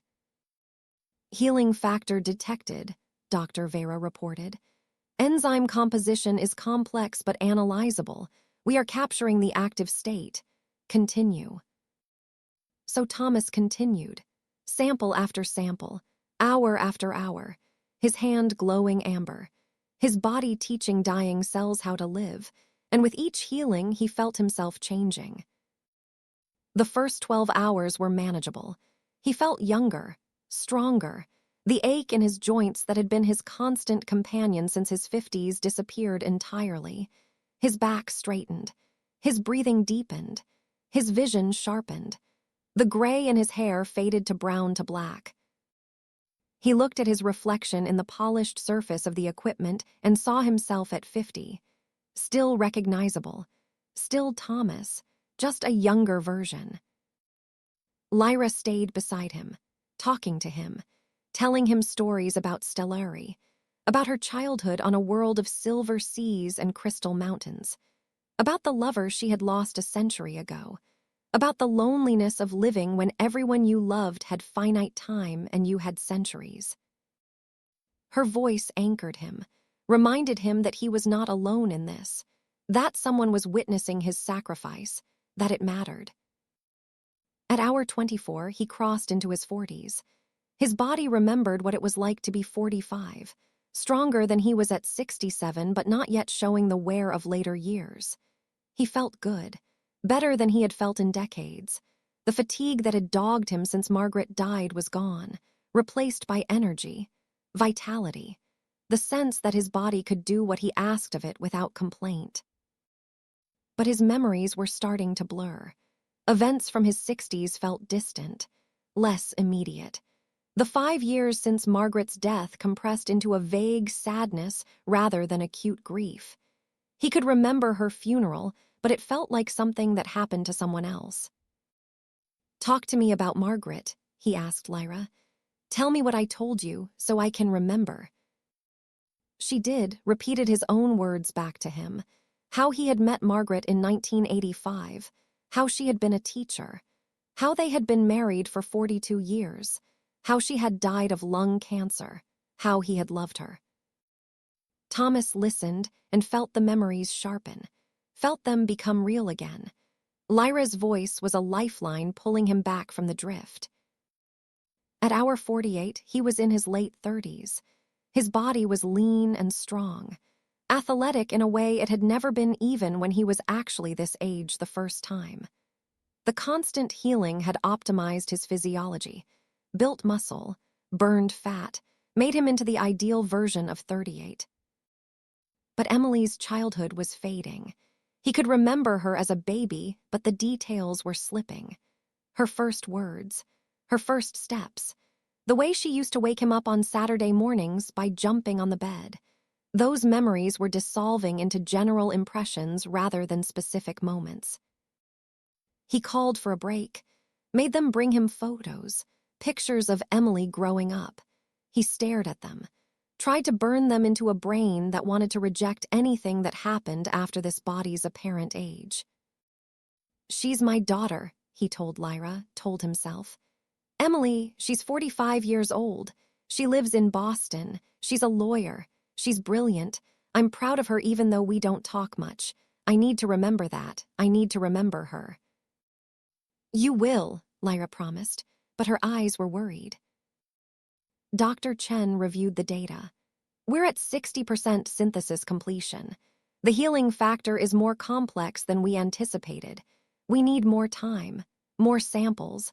But Thomas, you're showing early signs of cognitive stress. Memory consolidation is becoming difficult. We should consider stopping soon." "How much more do you need?" "Another 24 hours would get us to 85%. Enough to treat millions. Not enough to cure everyone, but enough to give your species and mine time to work together on a complete solution." Thomas thought about millions of stellari, about species he had never met who might benefit from this, about the difference between 85% and 60%, about how many lives existed in that gap. Keep going. At hour 60, he was 35. The NASA years were sharp, vivid, the excitement of working at mission control, the heartbreak of being backup, the glory of Apollo 11 seen from the ground. Those memories were more real than anything that came after. But Margaret was slipping away. He could remember falling in love with her. The early years, but the middle years, the decades of marriage, those were fading, becoming dreamlike. He knew intellectually that he had been married for 42 years, but he could not feel those years, could not hold onto the weight of them. "Tell me about the end," he asked Lyra. "About when she died. I need to feel it, even if it hurts, especially if it hurts." So Lyra told him, repeated what he had shared.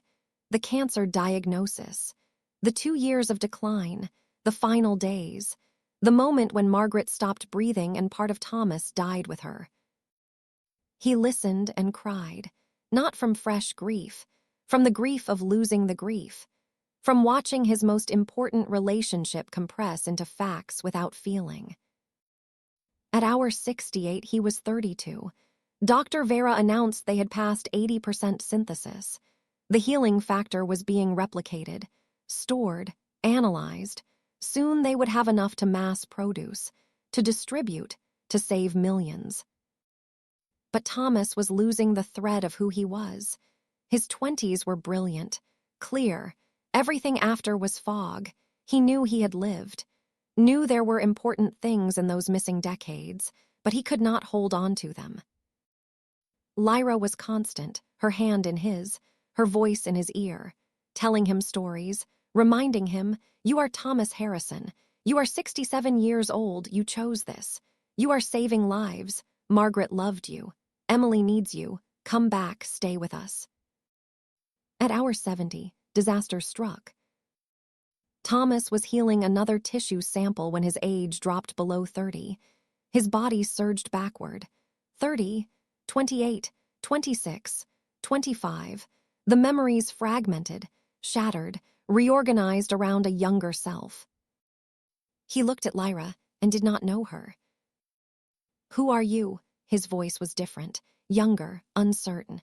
"Where am I? This isn't NASA." Lyra's face went pale. "Thomas, it is me. Lyra, you know me. You saved my life. You are on Earth. You are healing my people." "I don't understand. I don't know you. I don't know this place. I want to go home. I want my mother." Dr. Chen was already moving, shutting down the extraction, disconnecting the tendrils. "We're stopping. Now, Thomas, can you hear me? We're bringing you back." But Thomas was not listening. He was trying to sit up, panicking, looking at his hands, young hands, smooth, no scars, no wedding ring, no evidence of the life he had lived. "What did you do to me? Why do I look like this? I'm supposed to be 25. I am 25, but I feel older. I feel like I've lived decades I can't remember. Lyra made a decision. She pressed her forehead to his, the stellary bonding gesture. Let her bioluminescence sync with his heartbeat. Let her cells call to his cells across the healing bond they had formed. Thomas Harrison listened to my voice. You are not 25. Your body is 25, but your mind has lived 67 years. You have loved and lost and survived and chosen to give yourself to save others. I am Lyra Solen. I am Stellari. I fell from the sky into your desert and you healed me with your hands. That was the beginning. Now I am trying to heal you, to remind you who you are. Come back to yourself. Come back to me. For long, agonizing minutes, nothing happened. Thomas stared at her with young eyes that held no recognition, no memory, no connection. Then something shifted. A flicker. His expression changed. Confusion giving way to something else. Dawning awareness. Lyra. Yes. I was lost. You were, but I found you. You are here, you are safe, you are yourself. What happened? You went too young, below the threshold where your adult memories could anchor. But you are back now. You are Thomas, all of Thomas, every year, every memory, even the ones that hurt. He closed his eyes, felt for those memories, found them. Fragile, fragmented, but there, Margaret, Emily, the life he had lived, still present, still real. How much did we get? How much synthesis? Dr. Vera checked the data. 85%. We have enough, not for everyone, but for millions, enough to buy time, enough to give hope. Thomas opened his eyes, looked at Lyra, at Dr. Chen, at the machines that had harvested pieces of his soul to save a species. Then stop. No more. I won't risk losing myself completely. Agreed, Dr. Chen said. Thomas, you did it. You gave us what we needed. Now we need to stabilize you, lock your age where it is, make sure you don't fragment again. They spent the next 12 hours bringing him back, using Lyra as an anchor. Her cellular bond with him was strong enough to remind his body of who he was supposed to be. Slowly, carefully, his biological age stabilized at 25. His neurological age remained 67. Two states existing in one person, a young body housing an old soul. When he was finally stable enough to stand, to walk, to speak coherently, they let him see himself in a full mirror. The man staring back was a stranger, 25 years old, dark hair, smooth skin, lean and strong and impossibly young, but the eyes were old, sad, knowing, eyes that had watched a wife die, that had lived through decades of disappointment and loss and small joys. I don't know who this person is, he said quietly. Lyra stood beside him, their reflections side by side. She looked young too, 164 years compressed into what appeared to be mid-20s. You are Thomas Harrison, engineer, husband, father, mender. You are the man who gave everything to save people he had never met. That is who you are. The face does not matter. The soul remains. He wanted to believe her, wanted to accept this stranger's face as his own. But every time he looked in the mirror, he saw someone else. Someone who should be full of optimism and energy and certainty about the future. Not someone carrying 67 years of grief and regret. The synthesis was complete. The healing factor had been extracted, analyzed, replicated. Within weeks, they would begin production. Within months, distribution. Millions of Stellari would receive treatment. The plague would be slowed, not cured, not defeated, but given pause, given time. And Thomas had given them that time at the cost of 42 years of his apparent age, and nearly all his sense of self. 3 days after the synthesis ended, Ambassador Thuron called an emergency session of the Stellari High Council. The transmission was broadcast to Earth, to the facility where Thomas was still recovering, to Lyra who had not left his side. The council chamber was magnificent. carved from living crystal, filled with stellari of every age. The youngest perhaps 50 years old, the eldest approaching 1,000. They sat in concentric circles, each ring representing a level of seniority, with the High Chancellor at the center. High Chancellor Isara was dying. Everyone could see it. Her bioluminescence was dim, flickering. The plague had taken her to the edge, but she was still conscious, still aware, still in command of the wisdom that came from 900 years of living. "We are gathered to decide the fate of 2 species," she began. Her voice was weak but clear. "The human Thomas Harrison has given us a cure, incomplete but real, 85% effective, enough to save millions of our people. In exchange, he has sacrificed his own identity, his own future. He has made himself young again, but at a cost we can barely comprehend." "The cure is insufficient," one of the hardliners said. Counselor Varak, ancient and rigid. 85% is failure. We should demand he continue until we have 100%, until every stellari can be saved." "At what cost?" Another voice. Counselor Lyra, younger, more moderate. "The human nearly fragmented completely. To push him further would be to destroy him. Is one life worth that?" "One life versus billions. The mathematics are simple. The ethics are not." The debate raged. Thomas watched from Earth, listened to beings argue about his worth, about whether he should be pushed further, broken completely, used until there was nothing left. He felt sick, angry, helpless.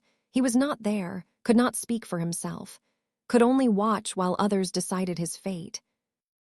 Then High Chancellor Isara spoke again, silenced the chamber with the weight of her presence. "I have a confession to make, one that I should have made 200 years ago when this plague began." Her dim eyes scanned the council. "I was the one who exiled Lyra Solen. I was the one who forbade the search for the autumn healers. I restricted access to the archives. I silenced the researchers who wanted to pursue the legends." Shock rippled through the chamber. "Why?" Counselor Lyra asked.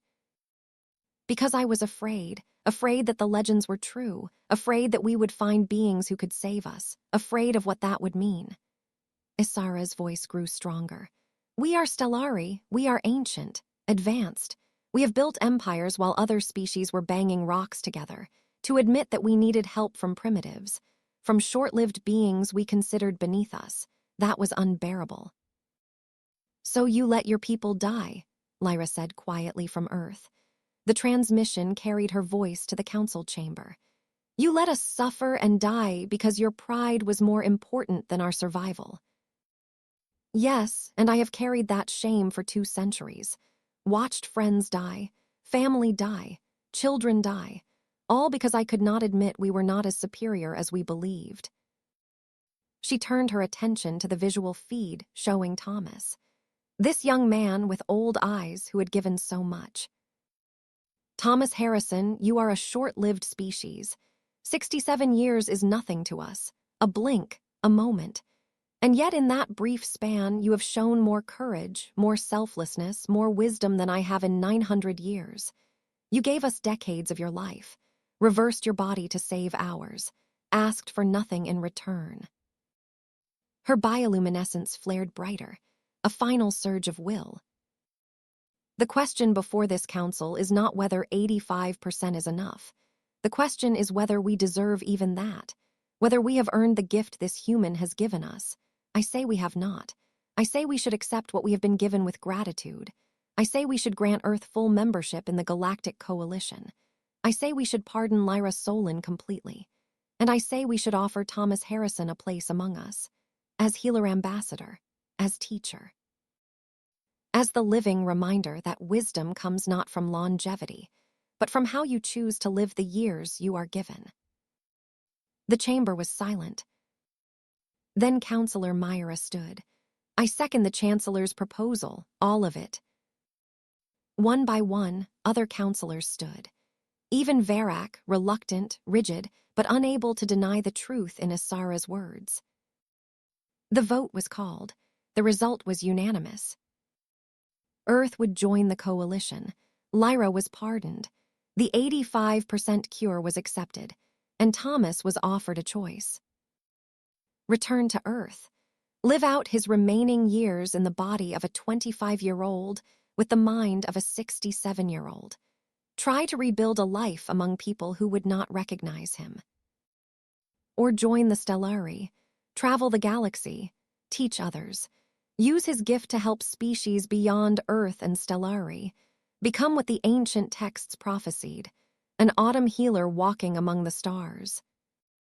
Dr. Wells delivered the offer personally, brought Thomas to a quiet room, gave him the recording of the council session, let him watch High Chancellor Isara's confession, her proposal, the vote. "What do you want to do?" Wells asked. Thomas did not answer immediately. He thought about his house in the desert, about the radios he would never finish repairing, about Emily in Boston, about Margaret's grave in Alamogordo that he had not visited since the day of the funeral. He thought about what kind of life he could have on Earth in this body. Dating would be impossible. How do you explain to someone that you look 25 but you are actually 67? That you have a daughter older than you appear to be? That you are a widower mourning a wife 42 years while your body insists you are barely old enough to rent a car? And he thought about the stars, about Lyra, about purpose, about the chance to do something that mattered, to be needed, to give his remaining years meaning beyond survival. "I need to talk to Emily," he said. They set up a video call. Secure, private, just father and daughter across 3,000 miles and a gap wider than distance. Emily appeared on screen. She had been crying. Her eyes were red. Her face was drawn. She looked older than 45, looked like she had not slept since the last time they spoke. "Dad." "Hi, sweetheart. You look so young. I keep forgetting. Every time I see you, it's a shock." "I know, I'm sorry." "Don't apologize. You saved lives. You did something incredible. I'm proud of you. Mom would be proud of you." The mention of Margaret hit him hard. He could remember her now. The recent stabilization had brought the memories back, fragile but present. He could see her face, hear her voice, feel the weight of 42 years. They're offering me a position, healer ambassador, with the Stellari. I would travel, help other species, teach humans who have the Mender gift. It's a chance to do something important." "But you'd leave Earth." "Yes." She was quiet for a long time. When she spoke, her voice was thick with tears. "I've already lost Mom. I can't lose you too." "You won't lose me. I'll still call, still message, still be your father, just from further away." "Dad, you're 25 years old. You have decades ahead of you. Centuries maybe, if the Stellari tech can extend your life. I'm going to age, get old, die, and you're going to stay young. Watch me go the way you watched Mom. Is that what you want?" Thomas had not thought about it that way, had not considered that his daughter would grow old while he remained frozen at 25, that he would bury her the way he buried Margaret, that he would outlive everyone he had ever known on Earth. "What should I do, Em? Tell me what you want me to do and I'll do it." "I want you to live, Dad, really live, not just exist, not just wait for death like you've been doing since Mom passed. If this gives you purpose, if this makes you feel alive, then go. Do it. Don't let me hold you back." "But you need me." "I needed you 5 years ago when Mom died. I needed you to be present, to help me grieve, to share the load. But you shut down, shut me out, built a wall and hid behind it in that desert house." Her tears were falling freely now. "You've been gone for 5 years, Dad. You've been alive but absent. If going to the stars brings you back, if it makes you the father I remember from before Mom got sick, then I'd rather have you present from 1,000,000 miles away than absent from just across the country." The words were brutal, honest. True, Thomas had been absent, had let grief consume him, had forgotten that Emily was grieving too, that she needed a father who could show up, who could be there even when being there was hard. "I'm sorry," he said. "I'm so sorry, Em. I should have been there for you, should have been better." "You can be better now. You can choose to live, to matter, to use this second chance you've been given. That's what Mom would want. That's what I want." "I love you, sweetheart." "I love you too, Dad. Go save the galaxy. Just don't forget to call your daughter sometimes." They talked for another hour, made plans. She would visit him before he left Earth. They would have a proper goodbye. He would send her photos, updates, stories of the places he went and the people he helped. They would stay connected even across the impossible distances of space. When the call ended, Thomas sat alone and cried, not from grief, from relief, from the permission Emily had given him to move forward, to let go without forgetting, to honor Margaret by living rather than by dying slowly. Lyra found him there, sat beside him in the silence. "You are leaving Earth," she said. It was not a question. "Yes, if you'll have me, if you'll teach me how to be what I'm supposed to be." "It is not what you are supposed to be. It is what you choose to be. There is a difference." "Then I choose this. I choose the stars. I choose to matter. I choose you." The last word surprised them both. Thomas had not meant to say it, had not meant to make this personal, but it was personal, had been from the moment she fell into his desert and he healed her, had been growing every day since. Not just gratitude, not just friendship, something more, something neither of them had words for yet. Lyra took his hand. "I choose you too, Thomas Harrison, for as long as you will have me." They left Earth 3 weeks later. Not forever. Thomas would return, to visit Emily, to recruit other menders, to maintain connections with the world that had shaped him, but his home now was elsewhere, among the stars he had dreamed of for 50 years. The infinite horizon became his base. His quarters were designed for human physiology but decorated with touches of home. Photos of Margaret, of Emily, his old NASA badge, a broken radio from his workshop that he would never fix but could not leave behind. Dr. Chen had identified 3 other humans with the Mender gift, older people, 60 plus, people who had lost loved ones and found themselves with hands that glowed amber when they touched the dying. Thomas recruited them, taught them, formed what they called the Autumn Core, 4 healers working together, learning together, saving lives together. The work was hard, demanding. They traveled to worlds where plagues raged, where injuries were beyond local medical technology, where hope had died and needed to be rekindled. They healed when they could, taught when they could not, became ambassadors for humanity, proof that short-lived species had value. That youth was not the only measure of worth. Thomas learned to control his regression, to heal without losing himself.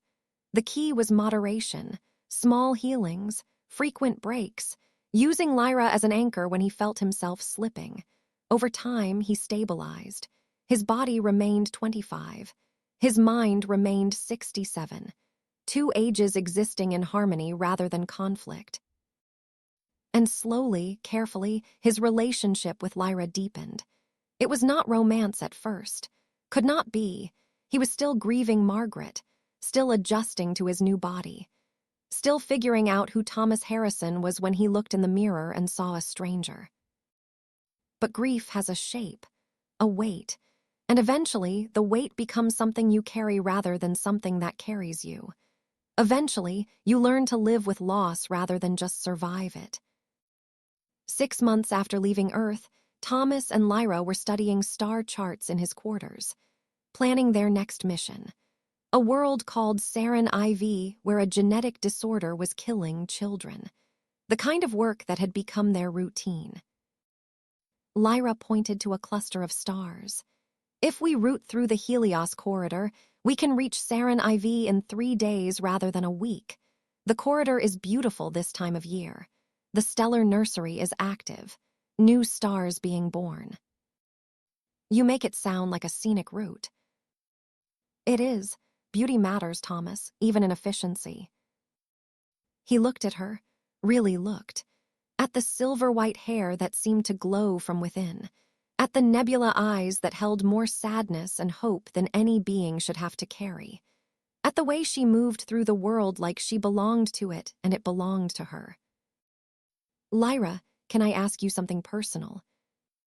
You can ask me anything. Do you ever regret it, coming to Earth, finding me, all of this? She was quiet for a moment, considering. Then she set down the star chart and turned to face him fully. I regret that it cost you so much, that you had to sacrifice your age, your face, your sense of self. I regret that you carry that burden. She reached out, touched his young cheek with her ancient hand. But do I regret finding you? Do I regret knowing you? Never. You reminded me what it means to hope, to fight, to believe that one person can make a difference. You gave me that gift. I will carry it for the rest of my life. Thomas felt something shift in his chest, something that had been locked away since Margaret died. The capacity for connection, for caring about someone in a way that was more than gratitude or friendship. He leaned forward, slowly, giving her time to pull away if this was unwelcome. Their foreheads touched, the stellary gesture, but it felt like more, felt like a promise. I don't know how to do this, he whispered. Don't know how to care about someone again. Don't know if I'm allowed to. You are allowed to live, Thomas. You are allowed to feel. Margaret would not want you to spend the rest of your life alone. Neither do I. I'm 67 years old. And I am 164. We are both old souls in young bodies. We are both carrying grief we cannot put down. Maybe that is enough. Maybe that is where we start.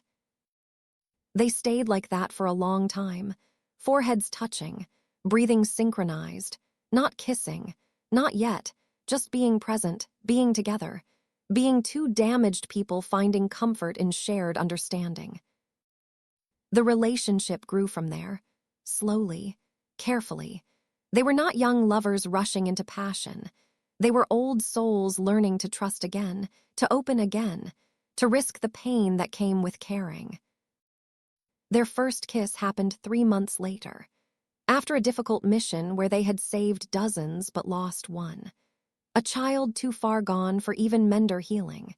They had held each other while they grieved, and somewhere in that shared pain, grief had transformed into something else. The kiss was gentle, tentative.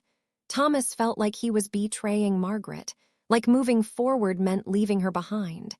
But Lyra pulled back and looked at him with those ancient eyes. She is not forgotten, Thomas. She will never be forgotten. But you are still here, still alive, and the living are allowed to love again. On Earth, Emily received updates. Photos of her father standing in front of alien vistas. Messages describing worlds she could barely imagine. Slowly, she began to see him not as the broken man he had been, but as someone renewed. Someone with purpose, someone alive. Her own life was changing too. Her marriage to David had ended 3 years after Thomas left Earth. Not dramatically, not with anger, just the quiet recognition that they had grown into different people. That the woman who had married him at 30 was not the woman she had become at 50. The divorce was amicable, sad but necessary. For a while, Emily thought she was done with love, thought that chapter of her life had closed. But then she met Sarah Chen, Dr. Sarah Chen, the physician who had worked with her father, who had believed in him when he was just a confused old man with glowing hands. They met at a coalition conference, started talking about Thomas, about the work, about what it meant to witness the impossible becoming real. The conversation lasted 6 hours, then 6 weeks, then 6 months. Emily fell in love slowly, carefully, with a woman who understood loss and sacrifice and the weight of legacy, who did not need Emily to be anything but herself, who loved her not despite her complicated relationship with her father, but because of it. They married quietly, small ceremony, close friends. Thomas attended via holographic projection, standing in the reception hall looking 25 while his 50-year-old daughter walked down the aisle toward a woman whose kindness shone in her eyes. The absurdity of it all made them laugh until they cried. Emily marrying her father's colleague. Thomas looking younger than both of them. Sarah taking Emily's hand and promising forever. "I'm happy for you, Dad," Emily said during their first dance. Even though they were separated by light years, even though he was just a projection. "You found something worth living for. That's all I ever wanted." "I found several things," Thomas said. "The work, the core, Lyra. But mostly I found myself again. The part of me that got lost when your mother died. Thank you for giving me permission to look." Earth's relationship with the Galactic Coalition flourished. The Stellari shared technology. Humans shared perspective. Young species and ancient species learning from each other. Trade agreements were signed. Cultural exchanges established. Humanity's first starship was built with Stellari assistance. The S. Armstrong, named for the first man on the moon. Thomas attended the launch, felt pride swell in his chest. His species was finally reaching for the stars he had dreamed about all his life. The Autumn Corps grew. Thomas recruited 12 more menders over 5 years, trained them, taught them to heal without losing themselves. Together they saved millions, became famous across dozens of worlds, the healers from Earth, the humans who bloomed most brightly in their final season. Thomas kept a journal, wrote to Margaret even though she would never read it, told her about the places he went, the people he helped, the woman he had come to love. He felt her presence less as the years passed, not because he forgot, but because he learned to carry her memory without letting it crush him. "You would have loved this, Maggie," he wrote on the 20th anniversary of her death. "The stars, the wonder, the chance to matter. You always said I was meant for more than fixing radios in the desert. You were right. You were always right about the important things. I miss you, I love you, but I'm okay now. I'm finally okay." The work continued. Thomas healed, taught, traveled. His body remained frozen at 25, but his mind kept growing. 67 became 70. 70 became 80. The years accumulated not in his face, but in his eyes, in the wisdom he carried, in the way he moved through the world. Lyra stayed by his side. They were partners, in work, in life. In the quiet moments between missions when they would sit together and watch stars being born in distant nurseries. They never married. Stellari did not have that custom and Thomas felt it would dishonor Margaret's memory. But they bonded, in ways that transcended ceremony, in ways that mattered more than paper. 43 years passed, 43 years of healing, of teaching, of making a difference. Thomas remained frozen at 25, but his mind was 110 years old, older than most humans who had ever lived, filled with experiences no human had ever had. Those years were not abstract, not just numbers. They were filled with moments that defined him, missions that changed him, people who needed him.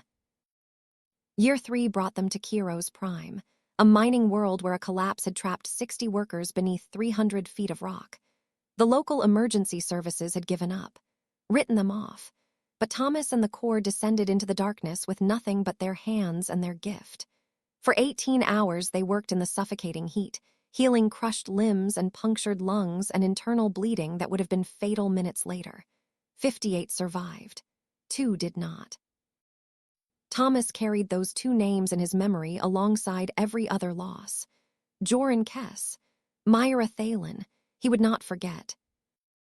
Year 7 was the plague ship, an entire vessel of refugees, 5,000 souls fleeing a war struck by a contagion that their immune systems could not fight. The Stellari Navy wanted to quarantine them. Let the disease run its course. Calculate acceptable losses. Thomas refused.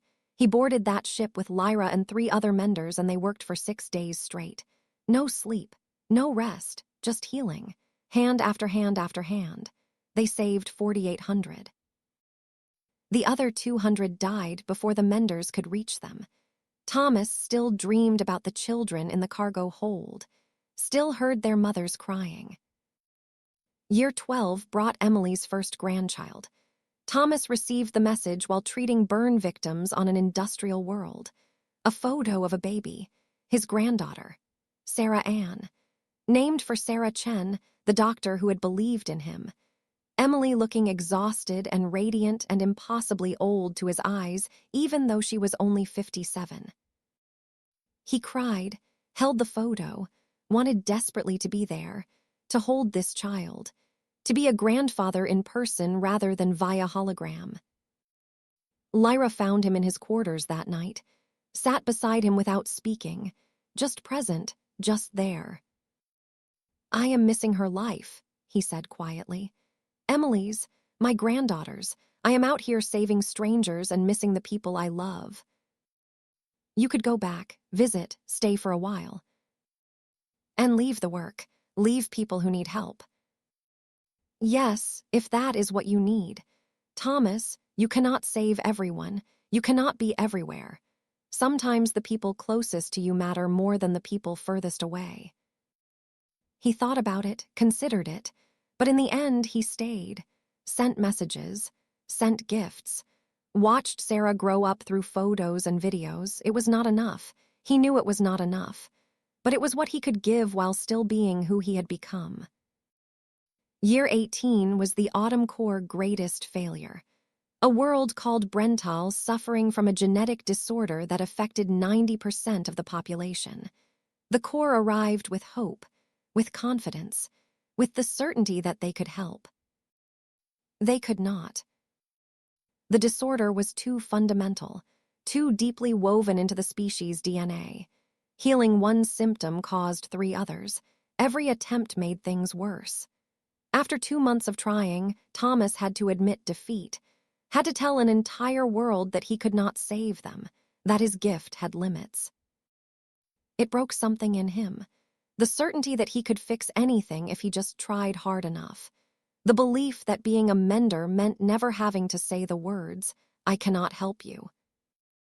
Lyra held him while he grieved, let him rage, let him break, and when he was done, she reminded him of the millions they had saved, the worlds where they had made a difference, the hope they had given. "You are not a god, Thomas. You are a man with an extraordinary gift, but even extraordinary gifts have limits. That does not make you a failure. It makes you human." Year 23 brought the first human mender to die in service.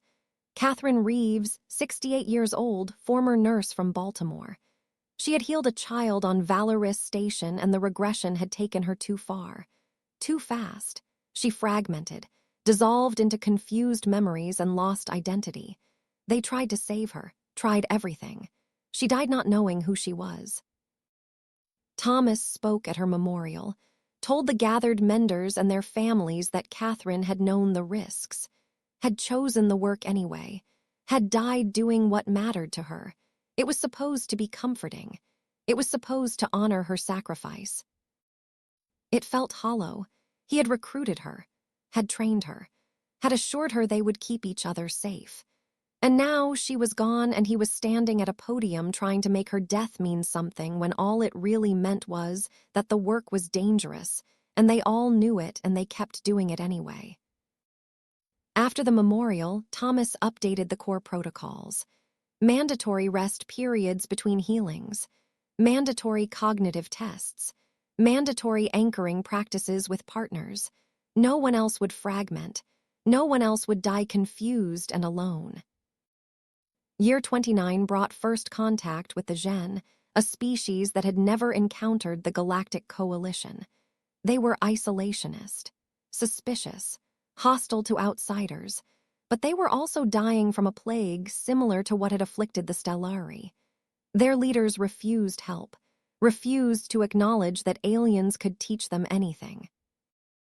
Thomas went anyway, without permission, without backup, just him and Lyra. They landed on the Gen homeworld and were immediately arrested, imprisoned, sentenced to execution for trespassing. Thomas healed the guard who brought their final meal. Healed him of a chronic illness the guard had lived with for 20 years. Word spread. Prisoners who could heal with a touch. The guards brought their sick family members, brought friends, brought strangers from the streets. By the time the Gen leadership realized what was happening, Thomas had healed 300 of their citizens. The death sentence was commuted. First contact was established. The Gen joined the coalition 5 years later. Lyra told Thomas he was reckless, that he could have died, that good intentions did not excuse foolishness. He agreed, and then did something similar on Korath, and again on Ves, and again on planets whose names he eventually forgot but whose people he remembered. Year 34 brought Margaret's 50th death anniversary. Thomas sat in his quarters aboard the Infinite Horizon and wrote to her ghost. Maggie, it has been 50 years, half a century, and I still miss you.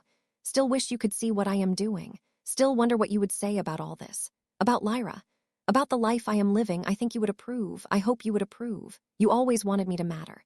To reach for more than I thought I could grasp. I am trying. I am reaching. And sometimes I catch something. Sometimes it works. But God, Maggie, sometimes I wish you were here to tell me if I am doing it right. He did not send it anywhere. Did not believe in an afterlife where she could receive it, but writing to her helped, kept her memory sharp, kept her real in a way that was becoming harder as the decades accumulated. Lyra found the journal once, read it without permission, apologized. Thomas was not angry, told her it was okay, told her that Margaret would have liked her, would have appreciated someone who saw him clearly and loved him anyway. Do you think she would have minded? Lyra asked. About us? No, she told me to live, to find joy again. I think she meant it. You think or you know? I choose to believe she meant it. That is close enough. Year 39 brought the 1,000,000th healing. The Corps had kept count.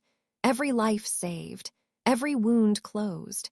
Every person pulled back from the edge. 1 billion lives. They threw a celebration. The Galactic Coalition declared it a holiday, Thomas Harrison Day, a day to honor the mender who had changed the galaxy.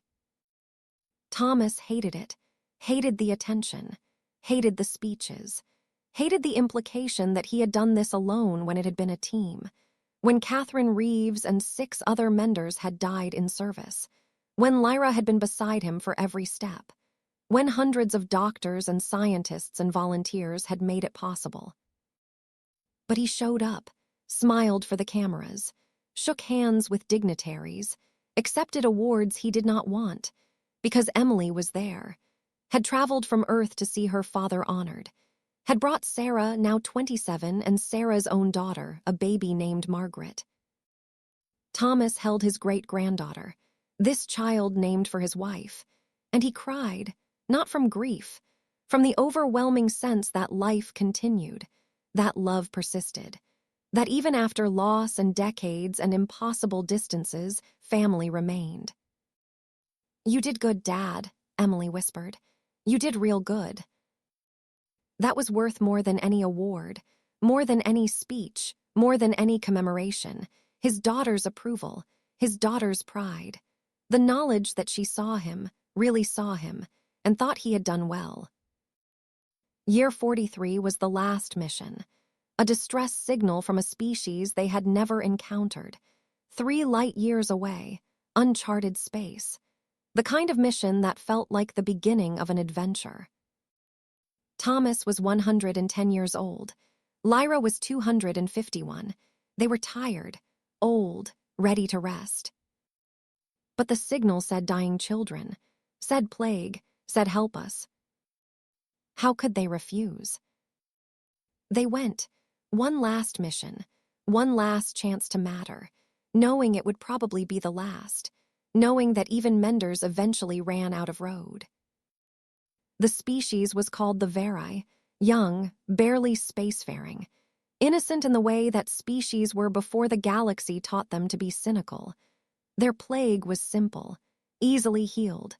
Thomas and Lyra saved every child, every adult, every sick viri on the entire planet. It took 3 weeks, 3 weeks of constant healing. 3 weeks of Thomas feeling his body finally begin to age past the point where stellari medicine could hold it back. His hair graying, his face wrinkling, his hands starting to shake with the palsy of advanced age. When it was done, the Veri threw a festival, celebrated the healers from the stars, begged them to stay, to teach them, to help them join the greater galaxy. Thomas and Lyra declined, gently, kindly, explained that they had done what they came to do, that it was time to go home. On the ship back to Earth, Thomas looked at his reflection and barely recognized the old man staring back. 110 years compressed into a face that showed everyone. He was okay with it, ready for it, had earned every line, every gray hair, every ache. Lyra sat beside him, also old now, also tired, also ready. "Do you regret any of it?" she asked. "Not a moment, you." "Not a moment." They went home, to Earth, to the desert where it all began, where they could rest, where they could watch the stars one last time and know they had walked among them. His body finally began to age again, not from healing, from time. The stellari treatments could only hold off natural senescence for so long. At 110, he started to show his years. Gray crept back into his hair. Lines appeared around his eyes. His joints ached again in the old familiar way. He was okay with it, ready for it. He had lived 3 lifetimes, had done more than he ever imagined, had mattered in ways he could not have dreamed when he was sitting alone in that desert house waiting to die. Lyra aged too. Stellari lifespans had been extended by the cure, but extended was not infinite. At 251, she was old by any measure. Her bioluminescence was dim, her movements slow, but she was still herself. Still the woman who had fallen from the sky into his desert and changed everything. They retired together, returned to Earth, to New Mexico, not to the old house. That was gone, sold, bulldozed, replaced by a spaceport now, but to a place nearby, where they could see the stars, where the next generation of menders trained, where they could watch humanity's ships launch toward the cosmos and know they had helped make it possible. Emily visited often. She was 88 now, great-grandmother to children who knew Thomas only as the man who looked younger than his own daughter but spoke with the voice of someone ancient. She did not understand it, but she loved him anyway, was proud of him anyway. Thomas and Lyra sat together one evening, watching the sunset, holding hands, both of them old now despite the young bodies they had carried for so long. "Do you regret any of it?" Lyra asked, the same question he had asked her 43 years ago. "Not a moment, you." "Not a moment." They died within hours of each other, Thomas first, slipping away peacefully in his sleep, Lyra following shortly after, as if she had been waiting for permission to go, as if their bond ran so deep that neither could exist without the other. The funeral was attended by thousands, humans and stellari and species from 100 worlds. They came to honor the mender who had given everything, who had saved millions, who had taught them that short lives could contain more meaning than long ones. That youth was fleeting, but purpose could be eternal. Emily spoke at the service, her voice steady despite the tears. "My father spent the first 67 years of his life waiting for his moment, waiting to matter, waiting to reach the stars. And then a woman fell from the sky and showed him that his moment had been waiting for him all along. He gave her 42 years of his life, gave millions more the gift of hope, and in return he found himself, found purpose, found love, found the stars." She looked up at the night sky, at the ships ascending toward orbit, at the infinite darkness dotted with infinite light. He told me once that Margaret would have loved this. The wonder, the adventure, the chance to be part of something bigger, I think she would have. But more than that, I think she would have been proud. Proud that he did not give up, that he found a way to live after loss, that he honored her memory by choosing to matter. Thomas Harrison was buried beside Margaret. His grave marker read simply, Mender, husband, father, Star Walker. 1957-2067. Biological age at death, 71. Years in service, 43. Lives saved, countless. Next to it, another marker, Lyra Solen. Scholar, ambassador, healer, companion to Earth's first mender. May they walk among the stars forever. Above them, the sky filled with ships, launching toward distant worlds, carrying healers, carrying hope, carrying the legacy of one man who had been backup all his life until the day he became essential.